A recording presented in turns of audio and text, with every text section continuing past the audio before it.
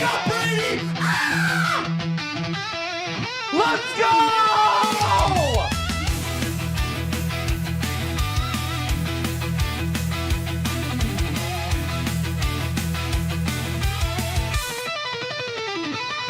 This guy's silky.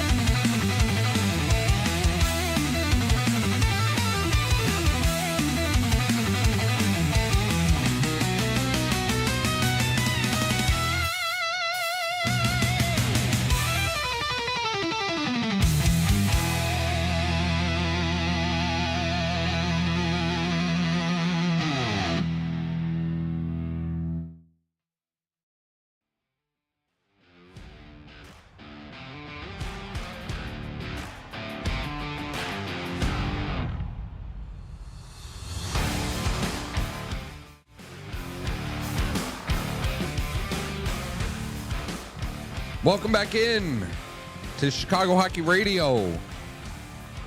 I am your host, Tassos Kirkos, alongside my other host, Justin Lynch. The hockey season has come to a close. Playoff hockey is in the air. We have some matchups confirmed. Raven, could you turn me up a little bit in my headset? And we are right, the Hawks won back-to-back games here. There's a lot of positives to take away. We have a good show. We have a bit of a longer show today. We have a bit more time to kill, a bit more content to put out for you all there today. No Lee Grossman on today's show. He is off and out. Must be nice to be able to take some time. No, I'm just kidding. But yeah, really, he and I have been live streaming the games the last 2 nights. That's been really fun. It was cool we ended up live streaming the last 5 Blackhawks games, the way it unfolded. So it ended up being a lot of fun. And by the end, people were loving it. Like you guys said it on last night's post game that you almost wish that there was more hockey to be played. It makes you think. It makes you think of like how cool doing this would be if the Blackhawks went on a playoff run, right? Like, yeah, hopefully that's not too far away, right? You know what? Maybe I'm being delusional. I don't think that's as far away as we think.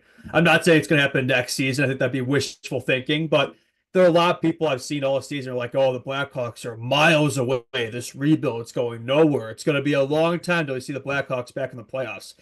And I don't think that's the case, man. Like, you just look at the short improvement lately we've seen since we've been bringing in all these youth. Like, with this movement going on, it's like the improvement has been night and day.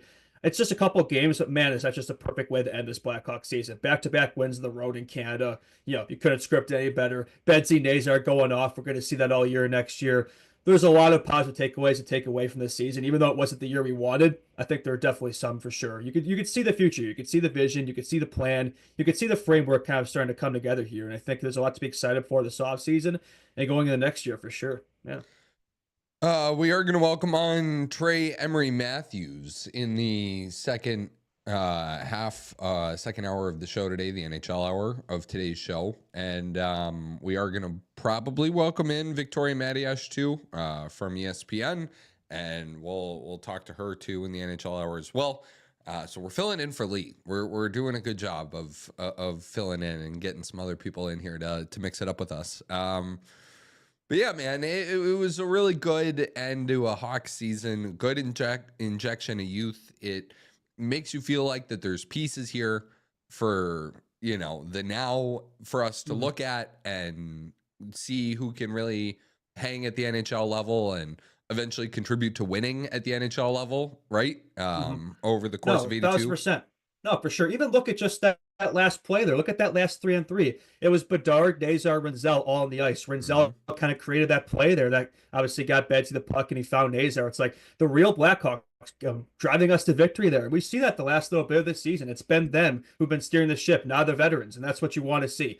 I think the vibes have been a lot stronger of this Blackhawks team than this season. And the narrative all season has been that hasn't been the case, right? Everybody's been talking about how much better San Jose is and how much brighter their future is, like all the young guys they have. But it's like, I think we've had more to end this season. I think it's looked a lot better. We're quite a bit higher in the standings too. So it's like, yeah, like I think for the Blackhawks, there's a lot more positives of this team than negatives, honestly, at the moment. You could look at the 25, 46, and 11 record and 31st in the standings, 31st last year, and think, oh, there was an improvement. But I thought there was at the end of the season. Maybe it was a little too late. It kind of sucks that it came this late that the Hawks decided to play their best hockey of the year. But look, better late than never, right? Yeah. It's good to leave with something. It's good to ride off in the sunset with something. It's good to have momentum going into the offseason. Like, that's very important, right? I think management, the Hawks, should have a decent idea of where to go from here, to help make this thing better next season. And again, we still have another draft. We have an off season of free agency, the coaching. There's a lot to get into there. There's a lot to look forward to here, right? This team's going to look different next year. And I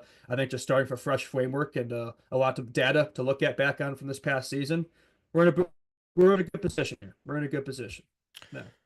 I would agree. Before we really dive into it, the Hawks, or the last bit of the housekeeping I have here, please subscribe to this YouTube channel. It really means a lot to us. Yeah, streams have been helping, man. Like, that's just, of a good fun hang, and Lee's been doing a really good job on those.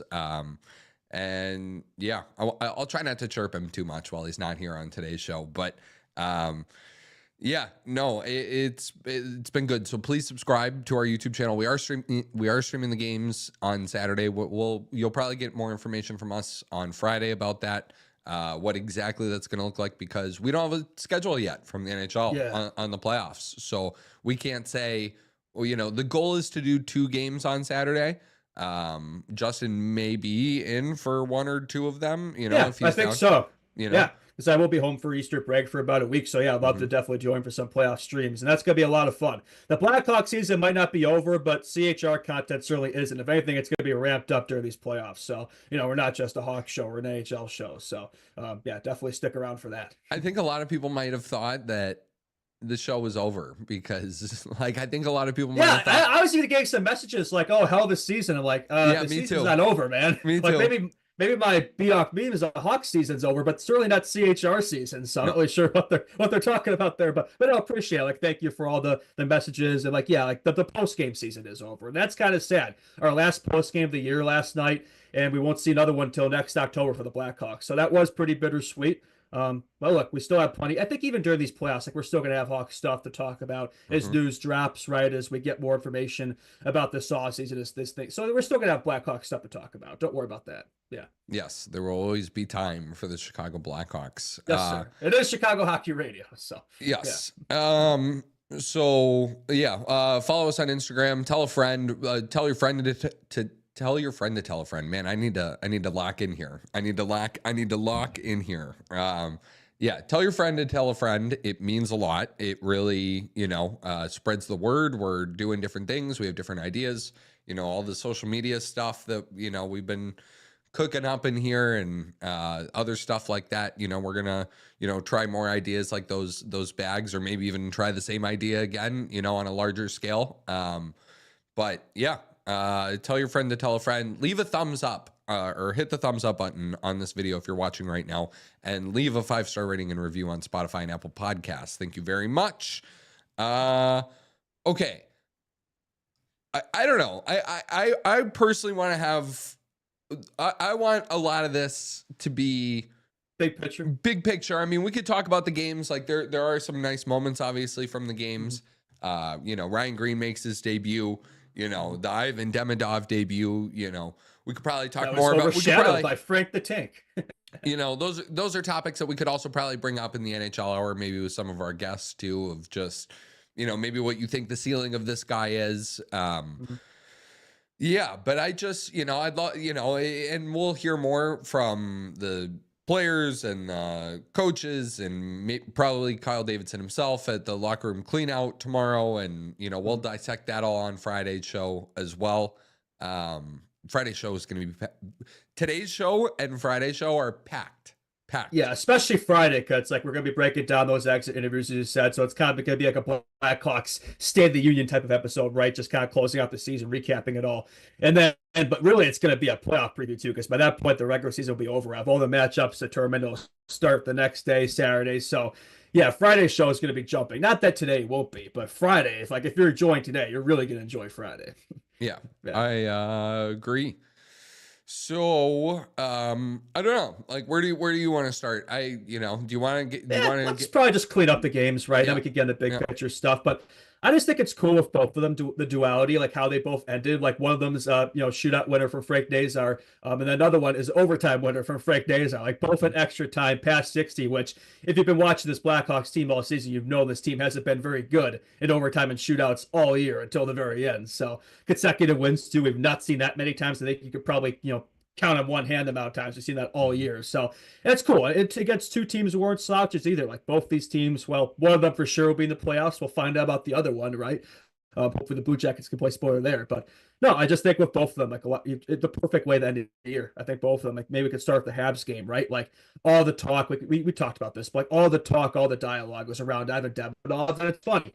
Even after that win, it feels like all the talk is still around Ivan Demidov, which is kind of annoying. But like, look, he's a big time player. He's going to be a big time player in this league, so I get it. And he had a hell of a debut. But I talked about in the post game. It's like he was great for 20 minutes, but then not really. Like after that, he was kind of. Did you see the back check he had on that Lucas Reichel goal that almost broke the game open for the Hawks? Like he wasn't even like he was not really back checking there. It's like that's kind of a theme with a lot of Russian players. It's like they might have a lot of scoring abilities offensively, but then their defensive game maybe needs some work there. It's one play, it's his debut. I'm not gonna it's one moment, but it's like I look at that game. It's like Frank Nazar was the best player on the ice. It wasn't Ivan Demidov, and Frank Nazar didn't even get the first star of the game. It was Ivan Demidov. So it's like I don't know. But I thought for 40 minutes he was the best player on the ice. Obviously had that cinematic shootout goal that nobody except him knew was in. Even the refs didn't know. They had to go back and check.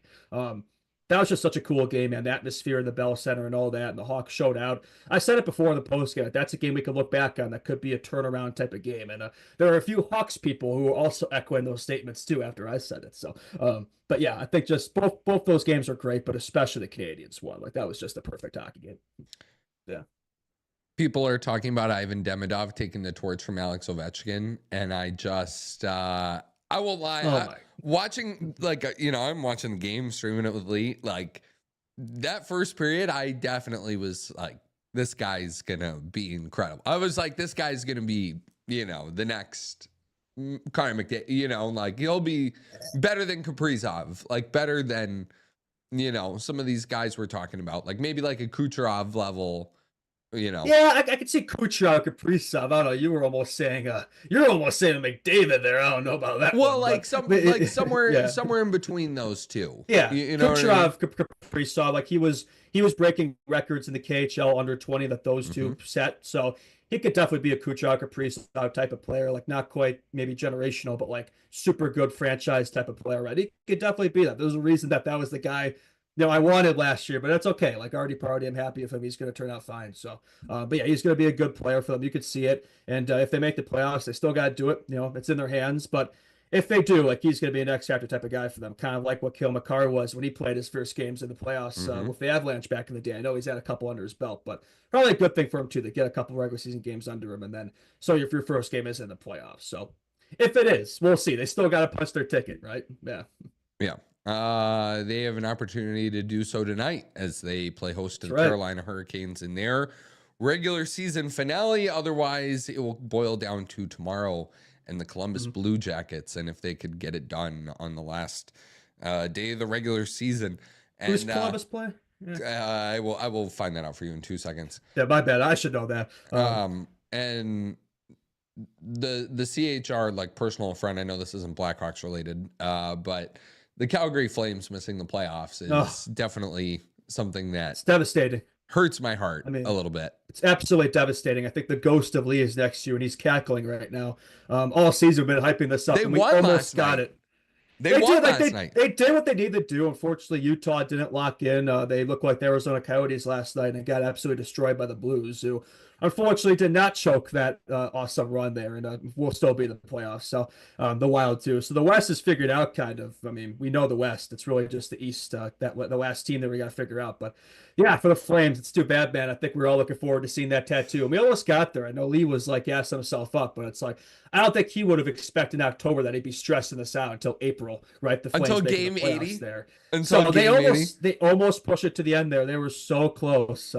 gotta give them credit. They had a better season than me Yep. too. I didn't expect this team to have this type of year. I thought they'd be probably near the bottom with us. So, credit to them. And hopefully that's the type of season we could have next year. Yeah. So the Flames, if they win their last game against the Kings tomorrow, they will finish with 96 points, which is exactly how much that's exactly how many points the St. Louis Blues have. So I didn't know this, and I think I watch quite a bit of hockey, and I'm pretty tapped in. I'd say, I know there are people that are way more tapped in, but I thought the tiebreaker in the NHL was ROW, regulation overtime wins. Yeah. That's what I thought the first tiebreaker was. And apparently this year is the first year I've heard of it, is that RW, just regulation wins, is the first tiebreaker. But I'm like, maybe this is like a Mandela effect kind of thing, but I totally thought that the tiebreaker was ROW. Yeah. And if it was, the Flames would be in over the Blues. Oh, Yep. I swear it used to be that. Maybe it did used to be that. I'm not just tripping there, right? Did they change that recently? I don't know. Yeah, that's interesting. Yeah, I guess that makes sense. But here's the thing, too, that sucks. It's like that last team in the East, whoever makes it's going to have like 89 at best, 91 points. The Flames have 94, could have 96. It's like, and we see that every year where it's like there's always that team in the playoffs who makes it, and there's another team who doesn't make it, who has more than them. It's like, I know it's the different conferences, the division, yada, yada, but it's like, that always kind of rubs me the wrong way a little bit, but it is what it is. You're always going to see that. I feel like every year it's always like 6, 7, 16, 17. It's never like the top 16 every year. There's always like that one team that's like just sneaks in at the last moment. I don't know. It is what it is, right? Yeah. So RIP to the Calgary Flames, and that would have been such a fun stream of just getting Lee attacked. He said he had a guy like ready that I had a guy on deck, and he was like, no, I have a guy on deck. And I was like, okay. It's like almost like he was ready for it, almost like he wanted it all along. Yeah. Yesterday he was talking about like, oh, I'm really excited to like, he's like, oh, I don't think it'll look too bad. He said it on the stream, I think. He was like, oh, I know exactly where it's going to go. Like, he's like, because somebody brought up in the comments in the chat, they were like, oh, you should see if you can get a cop out by getting the Blasty logo tattooed on you. And that'd be pretty cool, actually. That'd be fair. That would be fair. But he's like, no, I want the Flame C on it. So yeah, there you go. I mean, I think both of them would be good tattoos, honestly, even if you're not a Flames fan. It's like it's a cool logo. So unfortunately you won't see it though. Yeah, it is what it is. That would have been the content of all time there. But yeah, hopefully on the other side, in the East, we helped out the Blue Jackets by beating the Canadians the other night. Yep. And hopefully they repay the favor. They did win the other night, so they keep their hopes alive. And now it's kind of in the Canadians' hands there. I mean, it's still the Jackets too, but tonight they have a chance. So we'll see what they do. I think it'd be really funny though if the Jackets punch them out the last minute. I'd love that. What else? All right. So what else do you want to talk about from these last two games? You want to talk about Ryan Green? Yeah, I think for his first couple of games, I mean, decent. Like, I wouldn't say he was exceptional or anything, but he was solid. I think, just he looked like he fit in at the NHL level. I was impressed with his speed. Like, I didn't really know if I knew how quick he was. And it's like, that's definitely a theme. Like, Kyle has his type. He loves fast, speedy guys. I think we have a clip here, Bedard talks about where it's like, that's probably going to be the identity of the team moving forward is like speed up front, right? And that's a good thing. I think it's going to be tough for teams to keep up with that. So, no, I thought he looked good, solid, no production. That's the only thing that sucks with these last two games, man. Like I've been talking about a lot, but it's like none of these guys I've been talking about got their first career goals. Rinzel, Moore, Levchinov, Green only had 2 games, but that sucks that carries over into next season. But yeah, these guys they all have bright careers ahead of them. They'll have plenty of goals ahead of them. But just it would have been nice to get a couple out of the way this season. But it is what it is. No, but for Ryan Green, though, solid. No complaints. The Blackhawks were undefeated this season with him in the lineup. So clearly that was the difference right there. Next season, if he starts the year with the Hawks, we'll never lose, right? Yeah. Yeah. I agree. Yeah, no. 2-0 to start off is pretty nice. Like that's he's probably like, what's all this? Like, what's been so bad about this the whole year? What's like, all the yapping all about all season? Yeah, it's like he's used to winning. It's like he probably thinks that this is what it's been all year. Absolutely has not, man. So yeah, he hasn't really gotten the Blackhawks hockey experience yet, right? Or maybe he has. Maybe this is just the way it is now. It wouldn't surprise me, honestly, if we just started the year like we have to end it this year. It wouldn't shock me. Yeah, no, for sure. I mean, we have some clips here. I think we have one from the Canadians game. I think I want to hear from Frank Nazar on the shootout win. I just think his interview after that was pretty electric. Yeah. Well, do we? Well, I thought we had a Ryan Green clip. Oh, maybe I'm wrong. Maybe I'm wrong. Okay, yeah, let's hear from Nazar. Yeah. I get on the bench and I go up to Fliggy and I'm like, I scored, right? He goes, no, nice try, bro. I'm like, what? Like, I scored. I know I scored, you know? And everyone's like, no, nice try, though. You know, it's all right. And then, I don't know, they went and looked at it in review, and it's like, all right, like, I'm glad the ref stepped up and went and looked at it because obviously couldn't find the puck, so it's good that they went and did that. But, yeah, no one knew it went in. Everyone's kind of just saying, oh, nice try, blah, blah, blah, like chirping me for going through the line, even thinking I didn't score. But, no, I'm glad I went in, and once everybody found out, they were super happy and super nice. So. I feel like you need to celebrate more. I know, usually I do. I was saying I was the first guy to go, though, on the road. You know, I didn't want to do anything, so I was just excited to score, and I'll just stick up. You ever have a strange experience as that? Honestly, nothing in pro hockey. When I was younger, actually, I scored. Puck went in and out, and the ref didn't see it, and they didn't call it. So that's like the closest thing. But that was like just like AAA, you know. So nothing like that in pro hockey. Yeah, I don't know. I want to save Frank. I want to save a ton of Frank Nazar talk for a little bit, like after we wrap up these games and sort of. That was my bad. I was so ready for the Frank on the game. Yeah. No, I just think it's like a bigger conversation. I think it's probably one of the biggest, if not the biggest, conversations. Oh, sure. With regards to the team right now. So just try and give it some more time, and you know. That was a sweet move on the breakaway, though. I like, if we're gonna talk about that, like for a second, you're fumbling the puck and then recovering to make a move so good that people don't even realize that the puck's in the net because it's stuck in there. It's part of these things that I do want to talk about in a bigger conversation. That like this guy is that he's showing that he can develop into that next level of player, that top 15 forward in the National Hockey League type of player, maybe even top 10 on some years. And I know that's not every player could pull off a move like that, right? No. Well, he's probably going to make that a move now. It's like he didn't intend to lose the puck there and score anyway, so he's probably going to do that moving forward in the shootout now. But yeah, no, he just has that it factor. I've talked about this before. Like, he's a rock star. He's a confident player. You can see it. I think it rubs off in the room too. I think it rubs off in a guy like Bedsy too, like when he plays with him. So I just think it's very poetic that 2 games in a row to end the season, he steals another guy's thunder, right? I think in the Montreal game, it was all about Demidov this, Demidov that, and yet it's him who scores the shootout winner, wins the game for the Hawks, best player on the ice. And then Connor Bedard has probably his best game of the year last night, but who is there who scores the overtime winner? It's Frank Nazar. Yeah, it's from Bedard, but just back-to-back games, he shows up in the clutch, and you need that. You need those players to show up in the big moments. I mean, the spotlight's on them, and Frank Nazar is one of those players, 1,000%. And I will talk about more later, but I just think it's really gratifying that we've been talking about hyping him up all season, like the second half of the year here in this pod, right? That he just looked like the best talk, but he hasn't only seen the finish, hasn't only seen the production. But the end of the season, we have seen his production. It's like if he could play like this all year, that's a point per game plus player right there. I mean, maybe not next year, but in the future, 1,000%. Like, I think he's a star. He's a stud. He's going to be that type of player for sure. Yeah. Yeah, I mean, like this is, regardless of what you want, I don't think you're really opposed to any of this, but I think we're talking about the number getting really high on a Frank Nazar extension here. Anyway. if this gets to next season and he plays like this the whole year and it starts going in the net like it has the last couple of games here, if he can do that over 82 games and instead of 50, 60 points, we're talking 60, 70 points. Yeah. What do you think the number would look like? Yeah. How long's the term? I mean, probably the max, right? Well, would they though? I mean, would his agent maybe do? Well, I'm just saying for the term, like some of these young players, it's like when you're signing off these LCs, you might not want to do an 8-year deal right away, right? Because it's like then you're cutting into some of your prime years there. So it might be a shorter 4 or 5 year deal, for like, I don't know.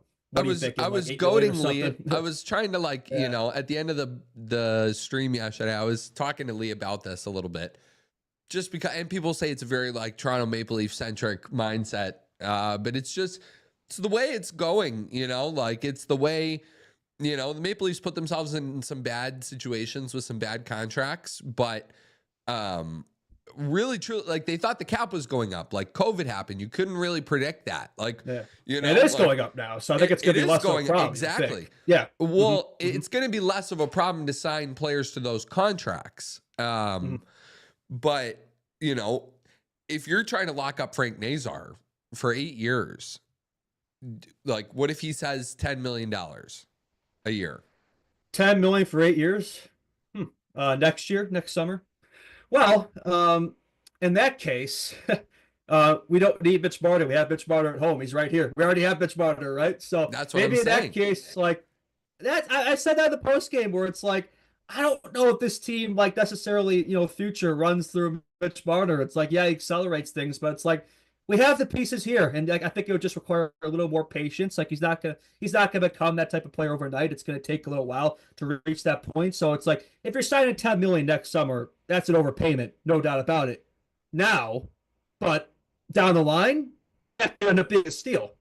Like that's not crazy. It's like we don't know what he's gonna do next season. We don't know what he's gonna be doing moving forward. Like he could be breaking out, exploding. He could be the number 2 guy behind Bedard for all we know. He could be playing with them. Like the way he's looked then this season, like he's been the best Blackhawk. I think he's been more impressive than my boy. He's looked better than Bedard, honestly. So it's like he has. I don't think that's crazy to say. Yeah, No? I don't think you're on the nothing there. No. Yeah, I think if Nazar, if you could lock him up for 8 years, do it. I don't care. Just do it. That's a core piece. That's a core player. That's not a side guy. Like there's some people I've been seeing in chats. Oh, I don't know. Like the finish. It's like, well, now what? Now what do you got to say? Because he's finishing now. And it's become easier moving forward. Like he's one of those players that every time he's on the ice, you notice him. He breaks the game open. He's complete. Is good defensively as he is offensively. PK guy, power play guy. You can play him in all situations. Like that's a guy you win Stanley Cups with. That's a guy you win championships with. So yeah, do it. I don't care. Yep. Yeah. I agree. No, I just we've talked a lot about Marner, and I don't really want to talk about Marner anymore right now, to be honest with you. But he did get 100 points the other night. Yeah. He did get 100 points. That was last. Yeah, that was last night against Sabres. That's right. And it was the Sabres, so it doesn't count that if it's the Sabres. Sweet pass. Did you see that pass from Austin Matthews behind the net? It was sweet. But anyways, yeah, he's warming up for the Yaws. Yeah, I just that first round exit. Yeah, that money is gonna get. I do think and maybe I need to look at it a little bit more. I could to try and see what are the best. Like there are 2 issues really in my mind right now. If we're talking with the lineup. Was 1, they can't score enough, and 2, they probably need a couple of better plugins on defense as some of these guys grow, right? Like if you're, even if you're hanging on to Kevin Korchinski, you're assuming your top 3 is Rinzel, Vlasic, Levchinov for the next 10 years. Got that covered. Yep. I think every team is allowed one like project player that your development staff's really going to work with, high potential. You're going to try and get the most out of him. Korchinski could be that guy. The only thing is like his value could plummet here in the next year, 2 years. If you hang on to him, like his value could really, really crater as opposed to what it is right now. And maybe you're able to like rob another team to like actually get a player here. I don't know. I'm just like, I'm looking at the lineup. I think some conversations that probably need to be had is like, what are the roles for guys like Joe Veleno and Nick Foligno and Lucas Reichel, next season? Do you really want all 3 of them playing at once? Like, yeah, it's something I've looked at where I've made like my hypothetical lineups and stuff where it's like there is a bit of a log jam that bottom 6 there, especially if you bring in a top free agent or if a guy like me says I'm a team next year, it bumps guys down. It's like a lot of these guys too have been hurt. Then you see it's like still Dickinson's still here, Doc's in the system too, so he's been injured then the year. So I look at a couple of those guys there. It's like I don't know, like they're not going to be in Rockford probably. So there's might be some things you got to do there to kind of shore up that bottom 6. again, not a bad problem to have, right? To have more pieces there. We got more guys coming in too. Like we just brought in a Ryan Green on this season too. So it's like there's going to be a lot of competition for roster spots in this team. I think the defense too. It's like you brought that up. Like there are three sure things that young core. Murphy's still here another year. Korchinski, God, I think is going to be up here next year. Like I don't know what another season in Rockford, at this point really does for him. Like I think he's kind of got to figure out in the NHL now. So that's 5. And then the rest of the spots for the 6, 7 is like you got the Kaiser, I think, looked pretty good the second half of the year. Dalmasio, Rockford, Allen kind of spent the second half of the year, Rockford, Crevier. So it's like that's like 9 guys there. So it's like, are those guys all competing? It's like a few of those guys probably don't need to be in Rockford. So it's like, do you trade a couple of those guys for assets if you can? Because they're probably not going to be here for the future. We already have a lot of that figured out. So, yeah, definitely something to think about for the Hawks too. And yeah, I think Reichel should be. I said it before. I think he should be a part of this thing at this point. Like he might not be a core piece, but it could be a decent secondary piece where it's like if you're trying to trade this guy's value's already down the dumps, like you're just going to be getting another Lucas Reichel who's trying to figure it out. Like what does that really do? So I'd rather see him in the lineup. Guys like Dockett, Slaggert, real Hawks over the Velenos and the Felinos and the Dickinsons, but it's like they still have term, right? And like, are you going to trade these guys? Like you're not going to get anything. Like they're on the roster, so.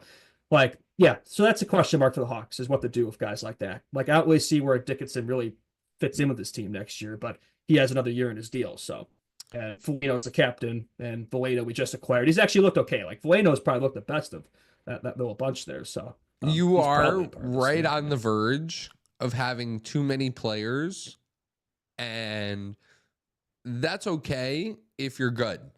But if you're not good, yeah, you know what I mean? If you're not good, having too many players is more of a problem, more of a magnified problem. Well, we kind of saw that this year, right? The start of the year, right? I mean, it was a lot of these plugins. So, like, all the youth was in Rockford developing, and maybe that worked out in the long run, but in the short term, it kind of sucked, right? And I don't want to see that again next year. Like, I don't want to be seeing these guys taking up ice time over, Blackhawks who should be up here, growing and developing as this young core should be doing that together, right? So, that they should be prioritized.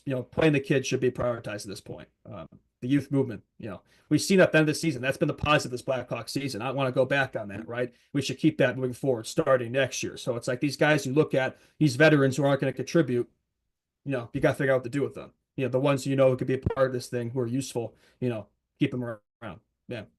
Yep. I want to see some youth, like, and we did see it, but like I want a full season of Ryan Green. Yeah. Can he put up 10 and 10, 10 goals, 10 assists? Oliver Moore, can he put up, 15 and 15, 15 and 20 maybe? Full season of Slaggert on the fourth line. Mm-hmm. I would try and move off Veleno, the group of Veleno, Bertuzzi. Maybe Mikheyev. I know he's shot a lot of pucks in the net this year. Mikheyev, he's actually been good on the PK though. He's fast. Like he kind of fills what the Sox team's looking for. Like they want speed to be their identity. Bertuzzi's tough because like 4 years of that deal. Like they're not going to buy him out. Like maybe somebody be interested. I don't know. But Bertuzzi's a guy too I look at where it's like, I don't really know where he fits in here to be honest for the next Buffalo 4 years there. Yeah, I guess it could be worst case a second pair, power play merchant or something where he gets most of his production. But otherwise, it's like he's just kind of taking up space there. I guess production was okay, 23 goals, 23 assists, kind of what you expect of him. But it's like I'd rather be playing real Blackhawk series. Not really doing it for me, Yeah. Let's get some youth in the bottom 6. Let's maybe see if there's a way that. These guys just line up a little bit better and some of these players take the next steps. I think, and the next conversation we can have is like the Ryan Donato one. Like now that the season's over, like where we think this is going to go. Obviously, we'll probably hear from him on Friday or tomorrow too for exit interviews. But like, what does it look like? Like, to be honest with you, the more we have these kids that we're watching here, like, do you really need Ryan Donato? Like, do you really need Ryan Donato?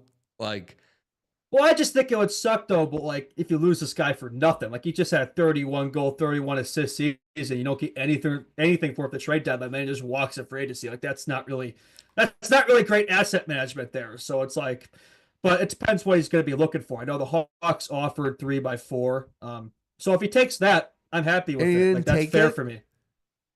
Well, not yet. It's still on the table. He didn't decline it. He didn't accept it. That goes to the summer, so we'll figure that out July 1st or whenever.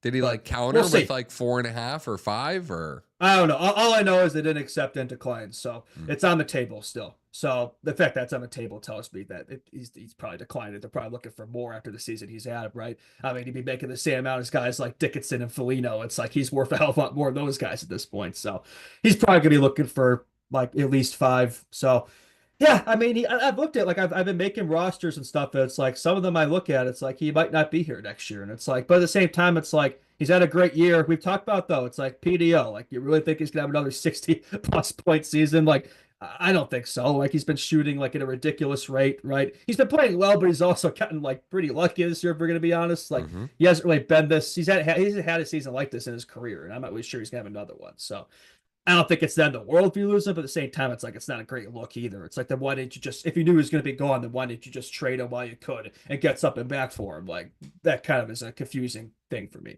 and that's why the trade deadline shows like I wasn't really happy when we didn't trade him because like I could see a scenario like this occurring and happening, and it looks like it is unfortunately. Yeah.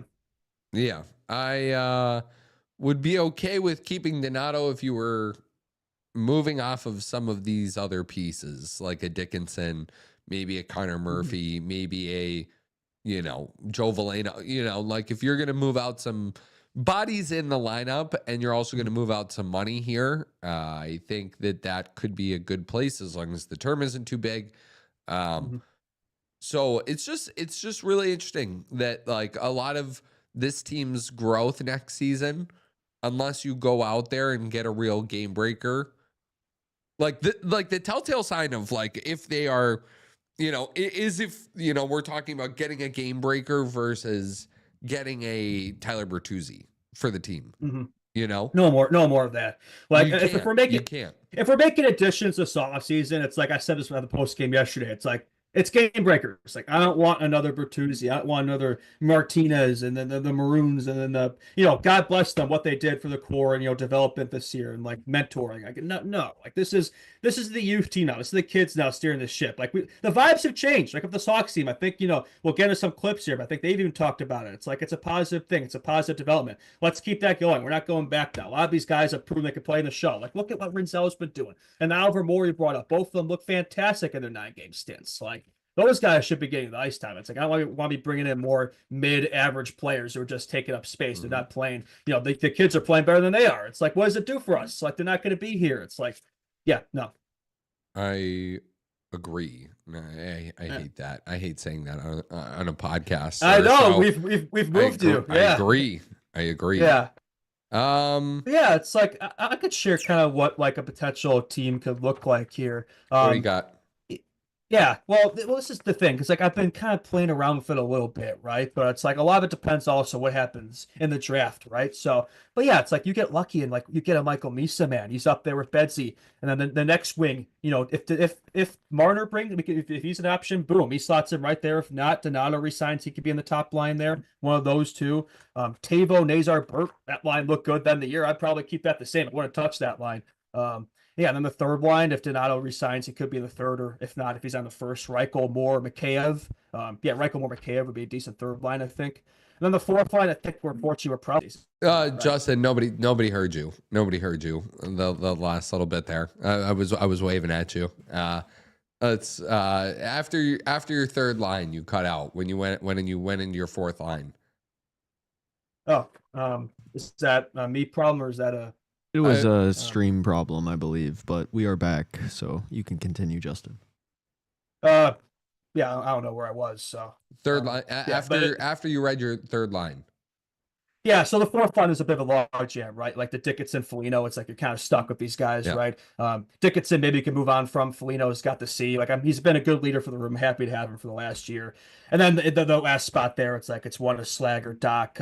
Foligno, is he here? Who knows, right? So bottom line, like there's going to be competition, right? But there's enough spots here. That's the offense. Defense, I don't think you need to bring in, like, we got Murphy for another season, right? Like, I don't think we need to bring in some like, second pair vet guy, because you have Vlasic, you have Levshunov, you have Renzel. That's your top three right there. And then Murphy's still here. Korchinski should be up here, so that it's between, you know, Allen, Kaiser, Crevier, Domasha for that last Mhm. spot. And then Knight Soda, that goalie tandem worked fine. So keep that rolling. And so yeah, like this team, I don't think needs to look a lot different. Like I really think the defense and goaltending is kind of figured out. It's really just make one or two big additions in the four core. One of that could be solved through this draft, you know, already. Boom, that's already done. And then maybe bring in one more FA, you know, we'll see, right? If it's not Martyr, then that's the other thing too I think we should talk about, where it's like if you're not going to be bringing in a guy like that, then maybe it makes sense, you know, to overpay a bit for Donato just based on the season he had. Is he going to have a year like that again? Maybe not, but it's like then who's going to fill that spot? Are you going to go out and get Brock Besser? You know, he's a guy that looks like he's probably gone, right? I don't think he's not re-upping in Vancouver. I think that's better than a Bertuzzi or Teravainen, but it's certainly not a Mitch Marner. So it's like, then what's the next step? Do you go after Ehlers? What do you do then? You know, if it's not Mitch, if Donato, what the deal is with that? If you're not landing a Misa, like then what do you do? I do think this forward core does need a couple additions here, basically. But that's about it. Then I think the main thing we could talk about more is the coaching. You know, David Carl. It looks like there's a real possibility there. Yeah. Yeah. I mean, as far as the coach goes, I think there's going to be way more teams that are trying to get a coach this summer than people realize. Aren't we at a certain number already? Like Philly needs a coach, Chicago. Yeah, not just us. Yeah. Yeah. Yeah. The Bruins need a coach. We'll see what happens in Pittsburgh. We'll see what happens in, I don't know, some of these other places. Nashville, maybe. Anaheim is another one where they could be in the market for a new coach. You know, Buffalo, maybe. I don't know. Like, there are definitely some. Buffalo's always in the market for new coaches, Yeah. man. It doesn't matter what they do. But that's a lot of teams. Yeah. That's a lot of teams, you know, and David Carl is definitely going to have his pick at. And there's always going to be one surprise team, too, that, like, fires their coach, too, in the next, like, couple of months. Yeah. We should get in that report, though. It's like, it is confirmed. We've been speculating a lot in the show, but Frank Saravalli did report in CHSN last night that David Carl is at the top of the Hawks wish list in terms of coaches this offseason. So, look, it's the Blackhawks. Like, you can look at the 31st, 61 points, and make that what you will. This original six franchise, man. That's one Stanley Cup. It's one of the biggest franchises in hockey. The rebuild's clearly trending the right way. And like, David Carl is a college coach, man. He's coaching a lot of these guys, a lot of these kids of the U.S. development team, the World Juniors. He said he'd go to a team that has a clear path. The Hawks clearly have that. Like, the Hawks make too much sense here. Like, they do. Are there other teams he could go to or maybe has a better chance of winning right now? Yes, but I think this Hawks team could win right now with David Carl. Like, is that crazy to say? Yes. Like, I think. Yeah. Well, I think they could win more. I'm not saying playoffs, but they could definitely win more. Next season? What are you saying? They're not going to improve next year if you bring in David Carl? Yeah. Of course they will. I thought it's not far away. Like, that's what I'm saying. I'm not saying they're going to be a cup team or anything like immediately, but the path is there. You know, I don't think it needs to be immediate gratification here, right? I think he's a guy to be willing to stick it out in the process. He's a young coach, man. He's like, what is he, like 35 or something? Like, I don't know if he needs to be on a team right now. It's like, maybe you're a playoff team, but it's like, where's your future lie, right? Is it clear? The Hawks have a clear path here. I think it makes too much sense. Yeah, I agree. But I at first I thought you meant like, oh, if you added him as a coach this season, I was like, I don't know, dude. Like, maybe not. Like, I don't know. It was pretty bad here this year. It was pretty, you know. Oh, not this year. No, this season's done and dusted. I don't think he would have done anything about this year's team, but yeah. I just think another year of natural progression of these young guys, right? And Bedsy breakout season, hopefully, and you know, just a full season of Spencer Knight and all these guys, right? That's going to make a world difference. Frank Nazar breakout year potentially, right? Like, we're going to have Artie Lebshaw's going to be on the team all year. Like, you know what I mean? Like, we're going to have real Blackhawks all season. So it's like, there's no reason if a proper coach who can help, you know, develop these guys, that this team shouldn't be a world better next year. You know, 70, 80 points, maybe. I think that's pretty realistic. Be competitive. It's there. The tools are there. Just got to iron them out. I agree. I'm more either flirting for a wild card spot or tank it out. And maybe there's a way that you have a good gauge of it by game 50 enough. Yeah. You kind of know which way. I don't want to start the season like that. I mean, which at the start of the year, you never really do, right? You know, you don't really think about that stuff, but it's like, no, like the tankings. I know he's great. Like, I get it. I know there's a lot of people in the chat who love him, you know, like it's 2020. It's going to be 2026, man. We got Bedard in 2023. Like, this is going to be year 4 of this. Like, we've been in the basement for how many years now? 2026 will be here right before you know it, though. I'm just saying, like, I'm not interested in another tank season. Like, unless we're like at the halfway point, past the halfway point, it's like we're nowhere near the playoffs. Then fair enough, fine. But like, I don't want to start the season with that mindset. Like, we got to take a step next year. David said we have to take a step this year, and we did it. We were in the same position, which I think in the long run is going to work out okay, especially if we get the second pick and get that guy that we want. It's going to work out fine in the long run. But it's like, no, not another season of that. I think we're done with that. But if it's through this youth and not through more placeholders, then fair enough. Let them decide the direction here. Do you want to be a team competing for the wild card, or do you want to be a basement dweller? Let them figure it out. Yeah. I see that. I really do. I just think you let it get to game 85, 55, 50, maybe even 45. Yeah. If you really see it going sideways and go off the rails, and sell whatever you can, if that's the way it's going, and maybe just maybe, and then just get lucky, right? Yeah. I think but they're gonna have a chance. I think the free agent class next year is supposed to be very good too. It might be a bit more, isn't it like McDavid, Kaprizov, Eichel? Well, right? that's what I'm saying. Maybe it's smart for the Blackhawks to Yeah. hold out, and maybe throw your chips in next year. I mean, Rick David, he's probably gonna re-up in Edmonton. I just have a hard time seeing him leave there. Kaprizov, though, Maybe. I don't think that's completely out of the realm of possibility. So, and I think he would kind of fill a lot of these teams' needs more than Marner, honestly. He's kind of that power forward that we're missing, who can, break a game open. I think, he's good as much Marner is. Kaprizov is like a top 3, top 5 player in the game, honestly. Marner's probably top 10. So, I would take Kaprizov over Marner, but you have to wait a year fair. But maybe you're in the running, you at least have a mathematical chance at the, McKenna. It's like if the season doesn't go the way you want, then you land McKenna, and then, damn, like, you have to get really lucky. Go after a guy like Kaprizov, it'd be a year away, but maybe patience could work out for this team in the long run. But we've already been pretty patient, right? There's a lot of ifs there. It's like, okay, you're not getting that top guy now. It's not a guarantee you're going to get it next year too. You know what I mean? Yeah. So it's like, take it while you can, I guess. Yeah. All right. We're gonna hit a break here, and we're gonna because we have a guest, but we're gonna talk. No sense talk. Yeah. We have time in between our two guests, so we'll talk Hawks more. Like I just had some more clips here. I thought we were gonna get into. We can play the clips. We can play the clips in the second hour. That definitely. Okay, cool. We have one guest at one time. We have one guest at another time, and then we've got some time to kill in the middle. So that can be what that is used for. Okay. And the break we're about to take will be quick, so we're gonna take one, and then we'll be back on the other side. Thank you very much. See you soon.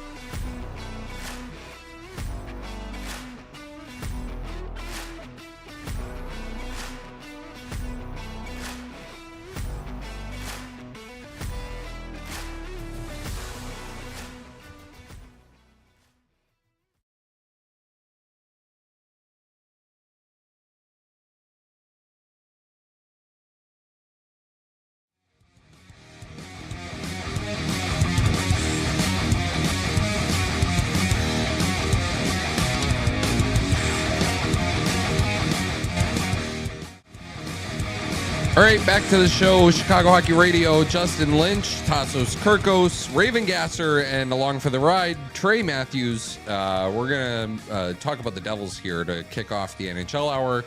We've got playoff matchups locked up, and the Devils will be taking on the Carolina Hurricanes in round one of the Stanley Cup playoffs.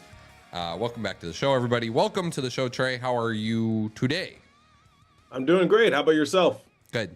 Yeah, solid. Yeah. Thanks for hopping in. So, Devils kind of in an interesting spot. No Jack Hughes. Obviously, he's out for the remainder of the season. A lot of injuries around a lot of the contenders and, teams that are in the playoffs right now. I think, might be a mix of resting guys and, guys that are actually banged up. But Hughes is the one that we actually know that he is out and we will not see him in the playoffs. And I'm just... what do you think the mindset of this team is right now going into this series with Carolina, going into, the playoffs here? Like, is there hope that there's a run in this group right now? Well, I think it's going to come down to physicality, and it's not just Jack Hughes who's out. It's also Jonas Siegenthaler, maybe Dougie Hamilton. Rumors are circling around saying that he might be ready to go before the playoffs start. That's in a few days. So we're going to have to wait and see. But the mindset for this team, they have to be physical because that's what it comes down to when it comes to the Hurricanes. It's not enough to beat them with your skill. We saw this in 2023. We've also saw it throughout the course of the regular season. Both teams have won at home. And because the season series, they've played each other 4 times. Carolina, they won at home 2 of those 4 matchups. Devils won at home 2 of those 4 matchups. Kind of an interesting dynamic. Who's going to lose on their home ice first? But looking ahead, I am anticipating for this to be a very physical matchup. That's why you get players like Stefan Nason, Paul Cotter, Brendan Dillon to sort of add a little more snarl to the Devils. In the words of Nason, his words, not mine. So I think that's just the mindset going into the playoffs, just physical, smash mouth hockey. So how do you feel about your chances there? I feel like the NHL media world seems to be kind of writing the Devils off just because of the Jack Hughes injury, but you still got a solid squad there. Think you could take the Hurricanes there for round one? Yeah. I mean, it's possible. There's a lot of parity in the NHL, and obviously the playoffs are a different animal. I'll just say this. It'll be rather difficult for the Devils to make it past the first round, beating the Hurricanes 4 times out of 7. I don't think they're going to make a deep playoff push, but that's okay because the goal for the Devils was to get back to the playoffs. Yeah. They missed the playoffs last year. Anything else is gravy. But the Devils do have a solid roster outside of Jack Hughes. It's not just the Jack Hughes show. They got Nico Hischier. He's having a great year. Timo Meier, he has elevated his game the last month or so. Jesper Bratt continues to be amazing. It's just players like that who have elevated their game. Oh, and how can I forget Jack's brother, Luke? Luke has also seen his minutes increase a little bit too.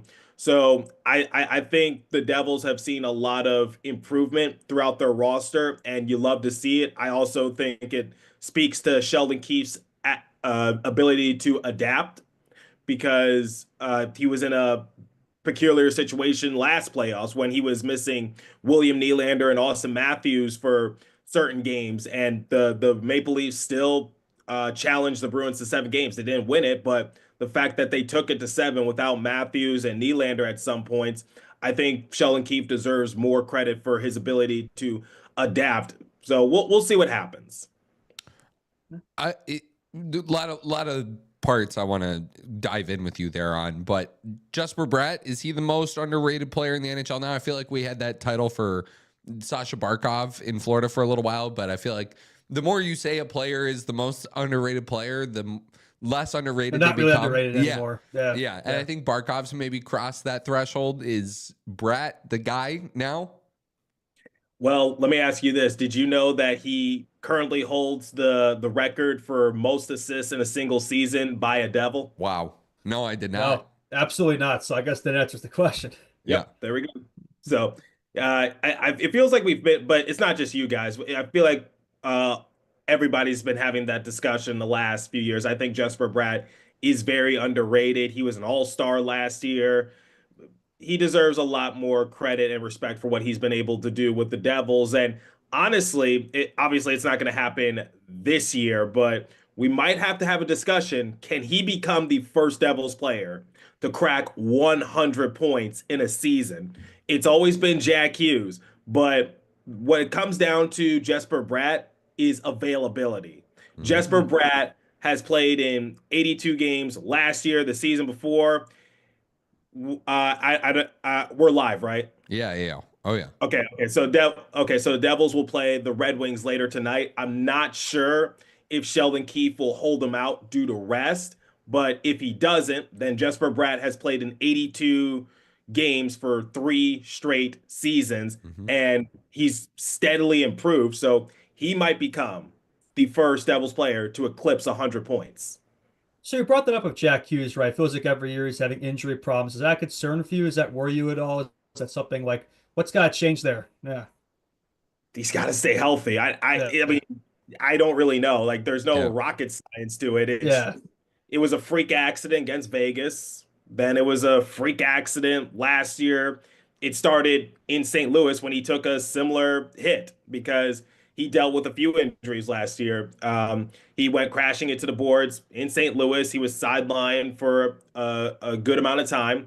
He returns in January. He re-aggravates that arm by falling down to the ground. He just slipped. No one hit him or anything. He just slipped on his own skates. Just freak accident. I mean, we've been having this discussion the last few years. I wish I could give you a better answer, but the what it comes down to is he's just got to stay healthy somehow, some way, add more muscle. But it feels like I've had that discussion. I've been talking about it ad nauseum the past few years. And at some point, it's got to end because we can't keep doing this song and dance routine where we have high expectations for Jack. And then all of a sudden, he gets injured and it's just a lackadaisical season, if you know what I mean. Yeah. Yeah, I mean, they don't really feel, it doesn't feel like they have the same chance of winning with him as opposed to without him. His brother Luke, he's up for a new contract this summer, if I'm not mistaken. Correct. What is that starting to maybe look like? Like, is you mentioned the ice time. He's playing over 21 minutes a night, 21.09 per game. He's played in 71 games this year. Like, is this a guy that, they're comfortable handing, maybe something close to what they gave Jack? Well, it might be in that ballpark. We'll see. I don't think it's going to be $8 million annually, but Tom Fitzgerald knows how to negotiate. I'll just say that. He knows how to sometimes take players at a discount. Luke's going to be a restricted free agent because it's going to be the end of his entry-level contract. So the Devils still have more power than people realize. But yes, Luke Hughes does need a new contract. It's going to be interesting because he's a really good player, but he needs to know he's not the best player on the roster. That's just how it is. I mean, I've been seeing articles left and right. I've been doing more research on it. I've seen someone said 9 million. I'm like, no, that's not gonna 9 million annually. I'm like, not gonna happen. Yeah, Seth Jones didn't want that. No. No, that's no way that's gonna happen. I don't even think financially it could work. Yeah. 8 million, 7 million, 6 million. We'll see what happens. Okay. What do you got, Justin? Well, actually, I'd like to ask you about your career there. I think I was told you're an ECHL commentator there. Is that right? Yeah. Yep. Awesome. I'm a broadcaster for the Florida Everblades, the reigning champion Everblades, 3 years in a row. Very nice. Yeah. Looking for number 4. It's an interesting time for me because I'm covering both the Everblades and the Devils. Both of them are in the playoffs, so doing a little bit of double duty. Yeah. How's that going for your work aspirations? Just the day-to-day grind there. How's that experience been? Yeah.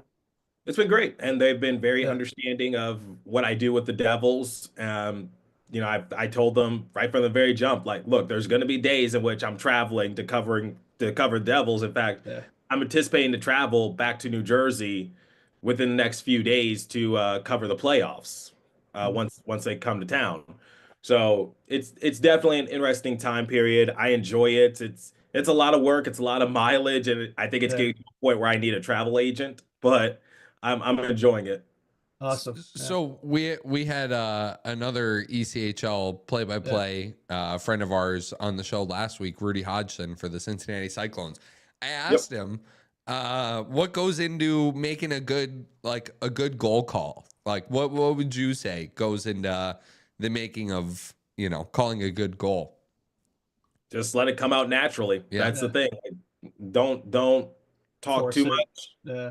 Yeah, don't talk too much. Don't try too hard to have a catchphrase. Just like let it happen naturally. You don't have any like go-tos that you, or a few in your Oh, bag no, I that you do. I like? do. I do. I just don't force it out. It's just Yeah. like it's so Yeah. hard because like yes, I have these catchphrases in mind, but I don't just force it out. It's just it has to be like a specific moment. It's like a impromptu interjection type of thing. Like uh, I guess for a simpler way to explain it is like when you say wow, like when you see something amazing, like it's in the back of your mind that it's cool, but you don't just say like, okay, which interjection do I want to use to describe this moment? No, it just happens naturally. Like wow is in your vocabulary, but you're not just going to use it randomly. Mhm. Yeah. I have a few more Devils questions for you, and maybe just like, your thoughts on the playoffs going in. But if the New Jersey Devils are to somehow, beat the Carolina Hurricanes, what will be the reason why for you? That's a good question. I think it's going to come down to two things: physicality, like I said, and their goaltending. Because I think there's been a lot of times this season in which Jacob Markstrom has saved the Devils' bacon. I think Markstrom and Allen have been solid in between the pipes. It's been a bit of a struggle for Markstrom ever since returning from his injury that he sustained in January, but slowly but surely he's starting to get back to form. I think Markstrom has been really good for Devils, and prior to his injury, you could make an argument to say that he was the Devils MVP. So when it comes to the Hurricanes, they like to play physical. I think Rod Brind'Amour preaches that. Nason, Holla, Hamilton, Pesci, former Hurricanes players, are now on the Devils roster. I think they'll also attest to that. So I think physicality and goaltending. I think that's how the Devils are going to beat them. Offense might be tough to come by sometimes in the playoffs. So you got to live with scoring 2 goals and try to work with a 1 goal lead, something like that. On that side of the coin there, if it's a first round exit, like, are you disappointed at that? Is that just kind of what you expect? What do you got to do in the offseason moving forward? Yeah. Here's my thing: Devils have nothing to lose, but everything to gain. Yeah. That I'll just say that because I said my goal for the Devils going into this regular season, playoffs or bust, Mhm. and they made it to the playoffs. And like I said, I got to give Sheldon Keefe a lot of credit because the Devils have been an inconsistent team since the Christmas break. They lost their star player in Jack Hughes earlier last month.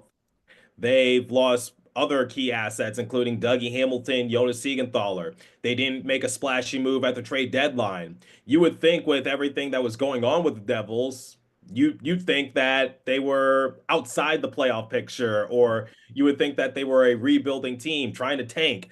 Well, first and foremost, tanking was not an option. The Devils do not have a first round pick in this year's draft due to the Jacob Markstrom trade. It was top 10 protected, but there was no way they were going to fall that far down. So losing was not an option, or missing the playoffs essentially pretty much not an option. But they pulled through, and they were never outside the top 3 in the Metro all season long.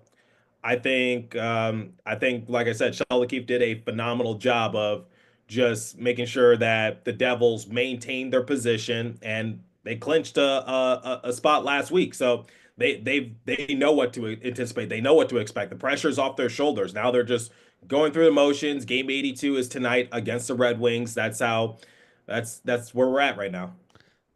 You mentioned Sheldon Keefe. What, like you seem to be pretty positive on him. How has that first season been from what you've seen and experienced? And also just a quick side note, that Jonathan Kovacevic thing was a little weird. It was a little weird, wasn't it? I mean, look, I don't think Kovacevic deserved to be called out specifically because I think at the time there were a lot of other players who were also not really having good performances. I don't think Kovacevic, deserved that. But Sheldon Keefe talked about it. He said, like, look, just with how the question was phrased, Kovacevic was just in the line of fire Mhm. because Kovacevic was talking about like a playoff mentality, like playing more home games can give you that playoff mentality. Now, in Sheldon Keefe's defense, in Jonathan Kovacevic's defense, I think the question, I don't want to call anyone out, the question wasn't like phrased the best. But it's just because Kovacevic was just saying like playing at home more because the Devils Yeah. had more home games to finish off the season. It can kind of put them into that playoff mentality. So I didn't have a problem with the question. I think that let me just make that clear. I did not have a problem with the question, but I think Sheldon Keefe didn't give the reporter a chance to land the question. Like Mm-hmm. if that makes sense. Like take it in a certain direction, but didn't get the chance to land it because it's like you cut him off. Yeah, that And happens sometimes. Miscommunications. Yeah. yeah, so I think it was just a miscommunication on all accounts. And Sheldon said that he did not regret what he did. Oh, really? And no, he did not. He confirmed that with ESPN. He didn't regret what he did. He Wow. knows that he kind of put Kovacevic in the line of fire. But look, these are pro athletes. They Yep. get it. It's part of the deal. I'm sure Kovacevic and Sheldon had a private discussion at one point, and that's that. And I don't think Kovacevic does need to play better. As of late, he does need to play better. So He's I, making I $4 think million a year starting next season. yeah, he signed a big contract on the day of the on trade deadline day. So Oh, yeah, so what that tells me is that either Shimo Nemitz or Seamus Casey, they might be gone come the off season. That's what that contract tells me. I like that Seamus Casey kid as a lot. I like Seamus. I don't know about Nemec, but Seamus Casey's fun to watch. I like Seamus Casey too. He still has a lot of work to do in terms of developing his defensive game, but I see more potential in him than I do in Shimo Nemitz. I think the Wow. Devils should move on from Nemitz while his trade value is still somewhat decent. Wow. What happened there? He's a number 2 overall pick. Yeah, he was. Uh, Well, that's just what's crazy. Like, what? Yeah, how to get to this point, I guess. Yeah. well, it's kind of complicated. The Devils rushed him last year, but they were dealing with a lot of injuries. Like Dougie Hamilton, he missed 75% of the season. Jonas Siegenthaler, he was also dealing with some injuries here and there. Nemitz was just given a bigger role than what Yeah. was planned. Like Okay. he was supposed to marinate in the AHL for most of the year and then be brought up here and there to like fill in. But once the Devils were dealing with those injuries early, it's like, hey, Nemitz, you're going to have a bigger role. I think he had a pretty good rookie year, but this year, to his credit, he was an all-star in the AHL, but his sophomore year in the NHL just hasn't really gone according to plan. He's been on the wrong side of some goals scored by the opposition. Sometimes he looks like a deer in headlights. He misses his position. Nemitz, like I said, Nemitz is a good player, and I think he does have a lot of potential. But just looking at this from a long-term perspective, there's a lot of other defensemen in front of him. And the Devils have some defensive prospects in himself, Seamus Casey, and they recently signed Ethan Edwards to an entry-level contract, another highly touted defenseman from the University of Michigan. What, like I said, you might have to move on from one of those players come the offseason, and I think Fitzy wants to make a splashy move. We'll see what happens. Moving away from the Devils, it's just playoff start Saturday. What else are you looking at? We've got some matchups locked in. Like what excites you for the first round? It's going to be just madness from what it always is, in the first round. But what are you looking at? What team, what teams, what players maybe? It's so interesting when looking at like the bracket or whatever, because like I said, there's a lot of parity in the NHL, and I'm sure whoever wins the President's Trophy, they don't want to they're gonna have that curse, if you know what I mean. It's called the Yeah. President's Trophy curse. I'm actually looking forward to the Capitals taking on either the Blue Jackets or the Canadians. The Mhm. Canadians had a sizable lead to work with, and they're choking it away. Mhm. And it comes down to game 82, so there's a lot of pressure on their shoulders to seal the deal. The reason I say the Capitals is just because I got to give credit to the great eight, Alexander Ovechkin. Last year, I kind of gave him some crap because I said he was a traffic cone out there. He wasn't really trying in the playoffs, and the Capitals were dealt with ease by the Rangers. But this year, man, like with people like Dylan Strome and other assets, the Capitals top seeded team in the Metro. I did not have that on my bingo card. I'll be Yep. completely honest with you. Yeah, neither did any of us. Yeah. And Ovechkin breaking the goals record, that's just the cherry on top. So yeah, I mean, I'm really excited to see what the Capitals do. I know they're a rival team. I know like I said, I know they're a rival, but I gotta respect greatness. That's Yep. what I gotta What's your Stanley Cup final matchup then? do. That's an interesting one. I don't just want to pick the top seeded teams. That's the Yeah. thing. I'm gonna refrain from the Eastern Conference just because the Devils are in it, and I don't want to I don't want to seem down on them. So I'll refrain from that. I can either see the Oilers or the Jets Okay. making it to the Stanley Cup final out west. Okay. You don't have an East team? You don't have an East team? The Devils? They're not gonna get there though. So who do you think's gonna get there? Nice try. Trying to weed an answer out of it. Nope. I've had media training. You can't get that. The Devils. The Devils are making the Stanley Cup final. Uh-oh. You know what? Devils. Okay. You know what? Fine. You drive a tough bargain here. I mean, I don't just want to say the Panthers because they've already made it to the Stanley Cup Yeah, final last two 2 years. two years in a row. Can they really make it three? Yeah. Wouldn't doubt them, but that'll be a tall order. Um, the Maple Leafs, I think they'll make it past the Senators, but then again, like the Maple Leafs in first round, they don't go well together. Yeah. Um, I think the Capitals will make a deep run. I don't think they're gonna go to the Stanley Cup final. Could they? Maybe.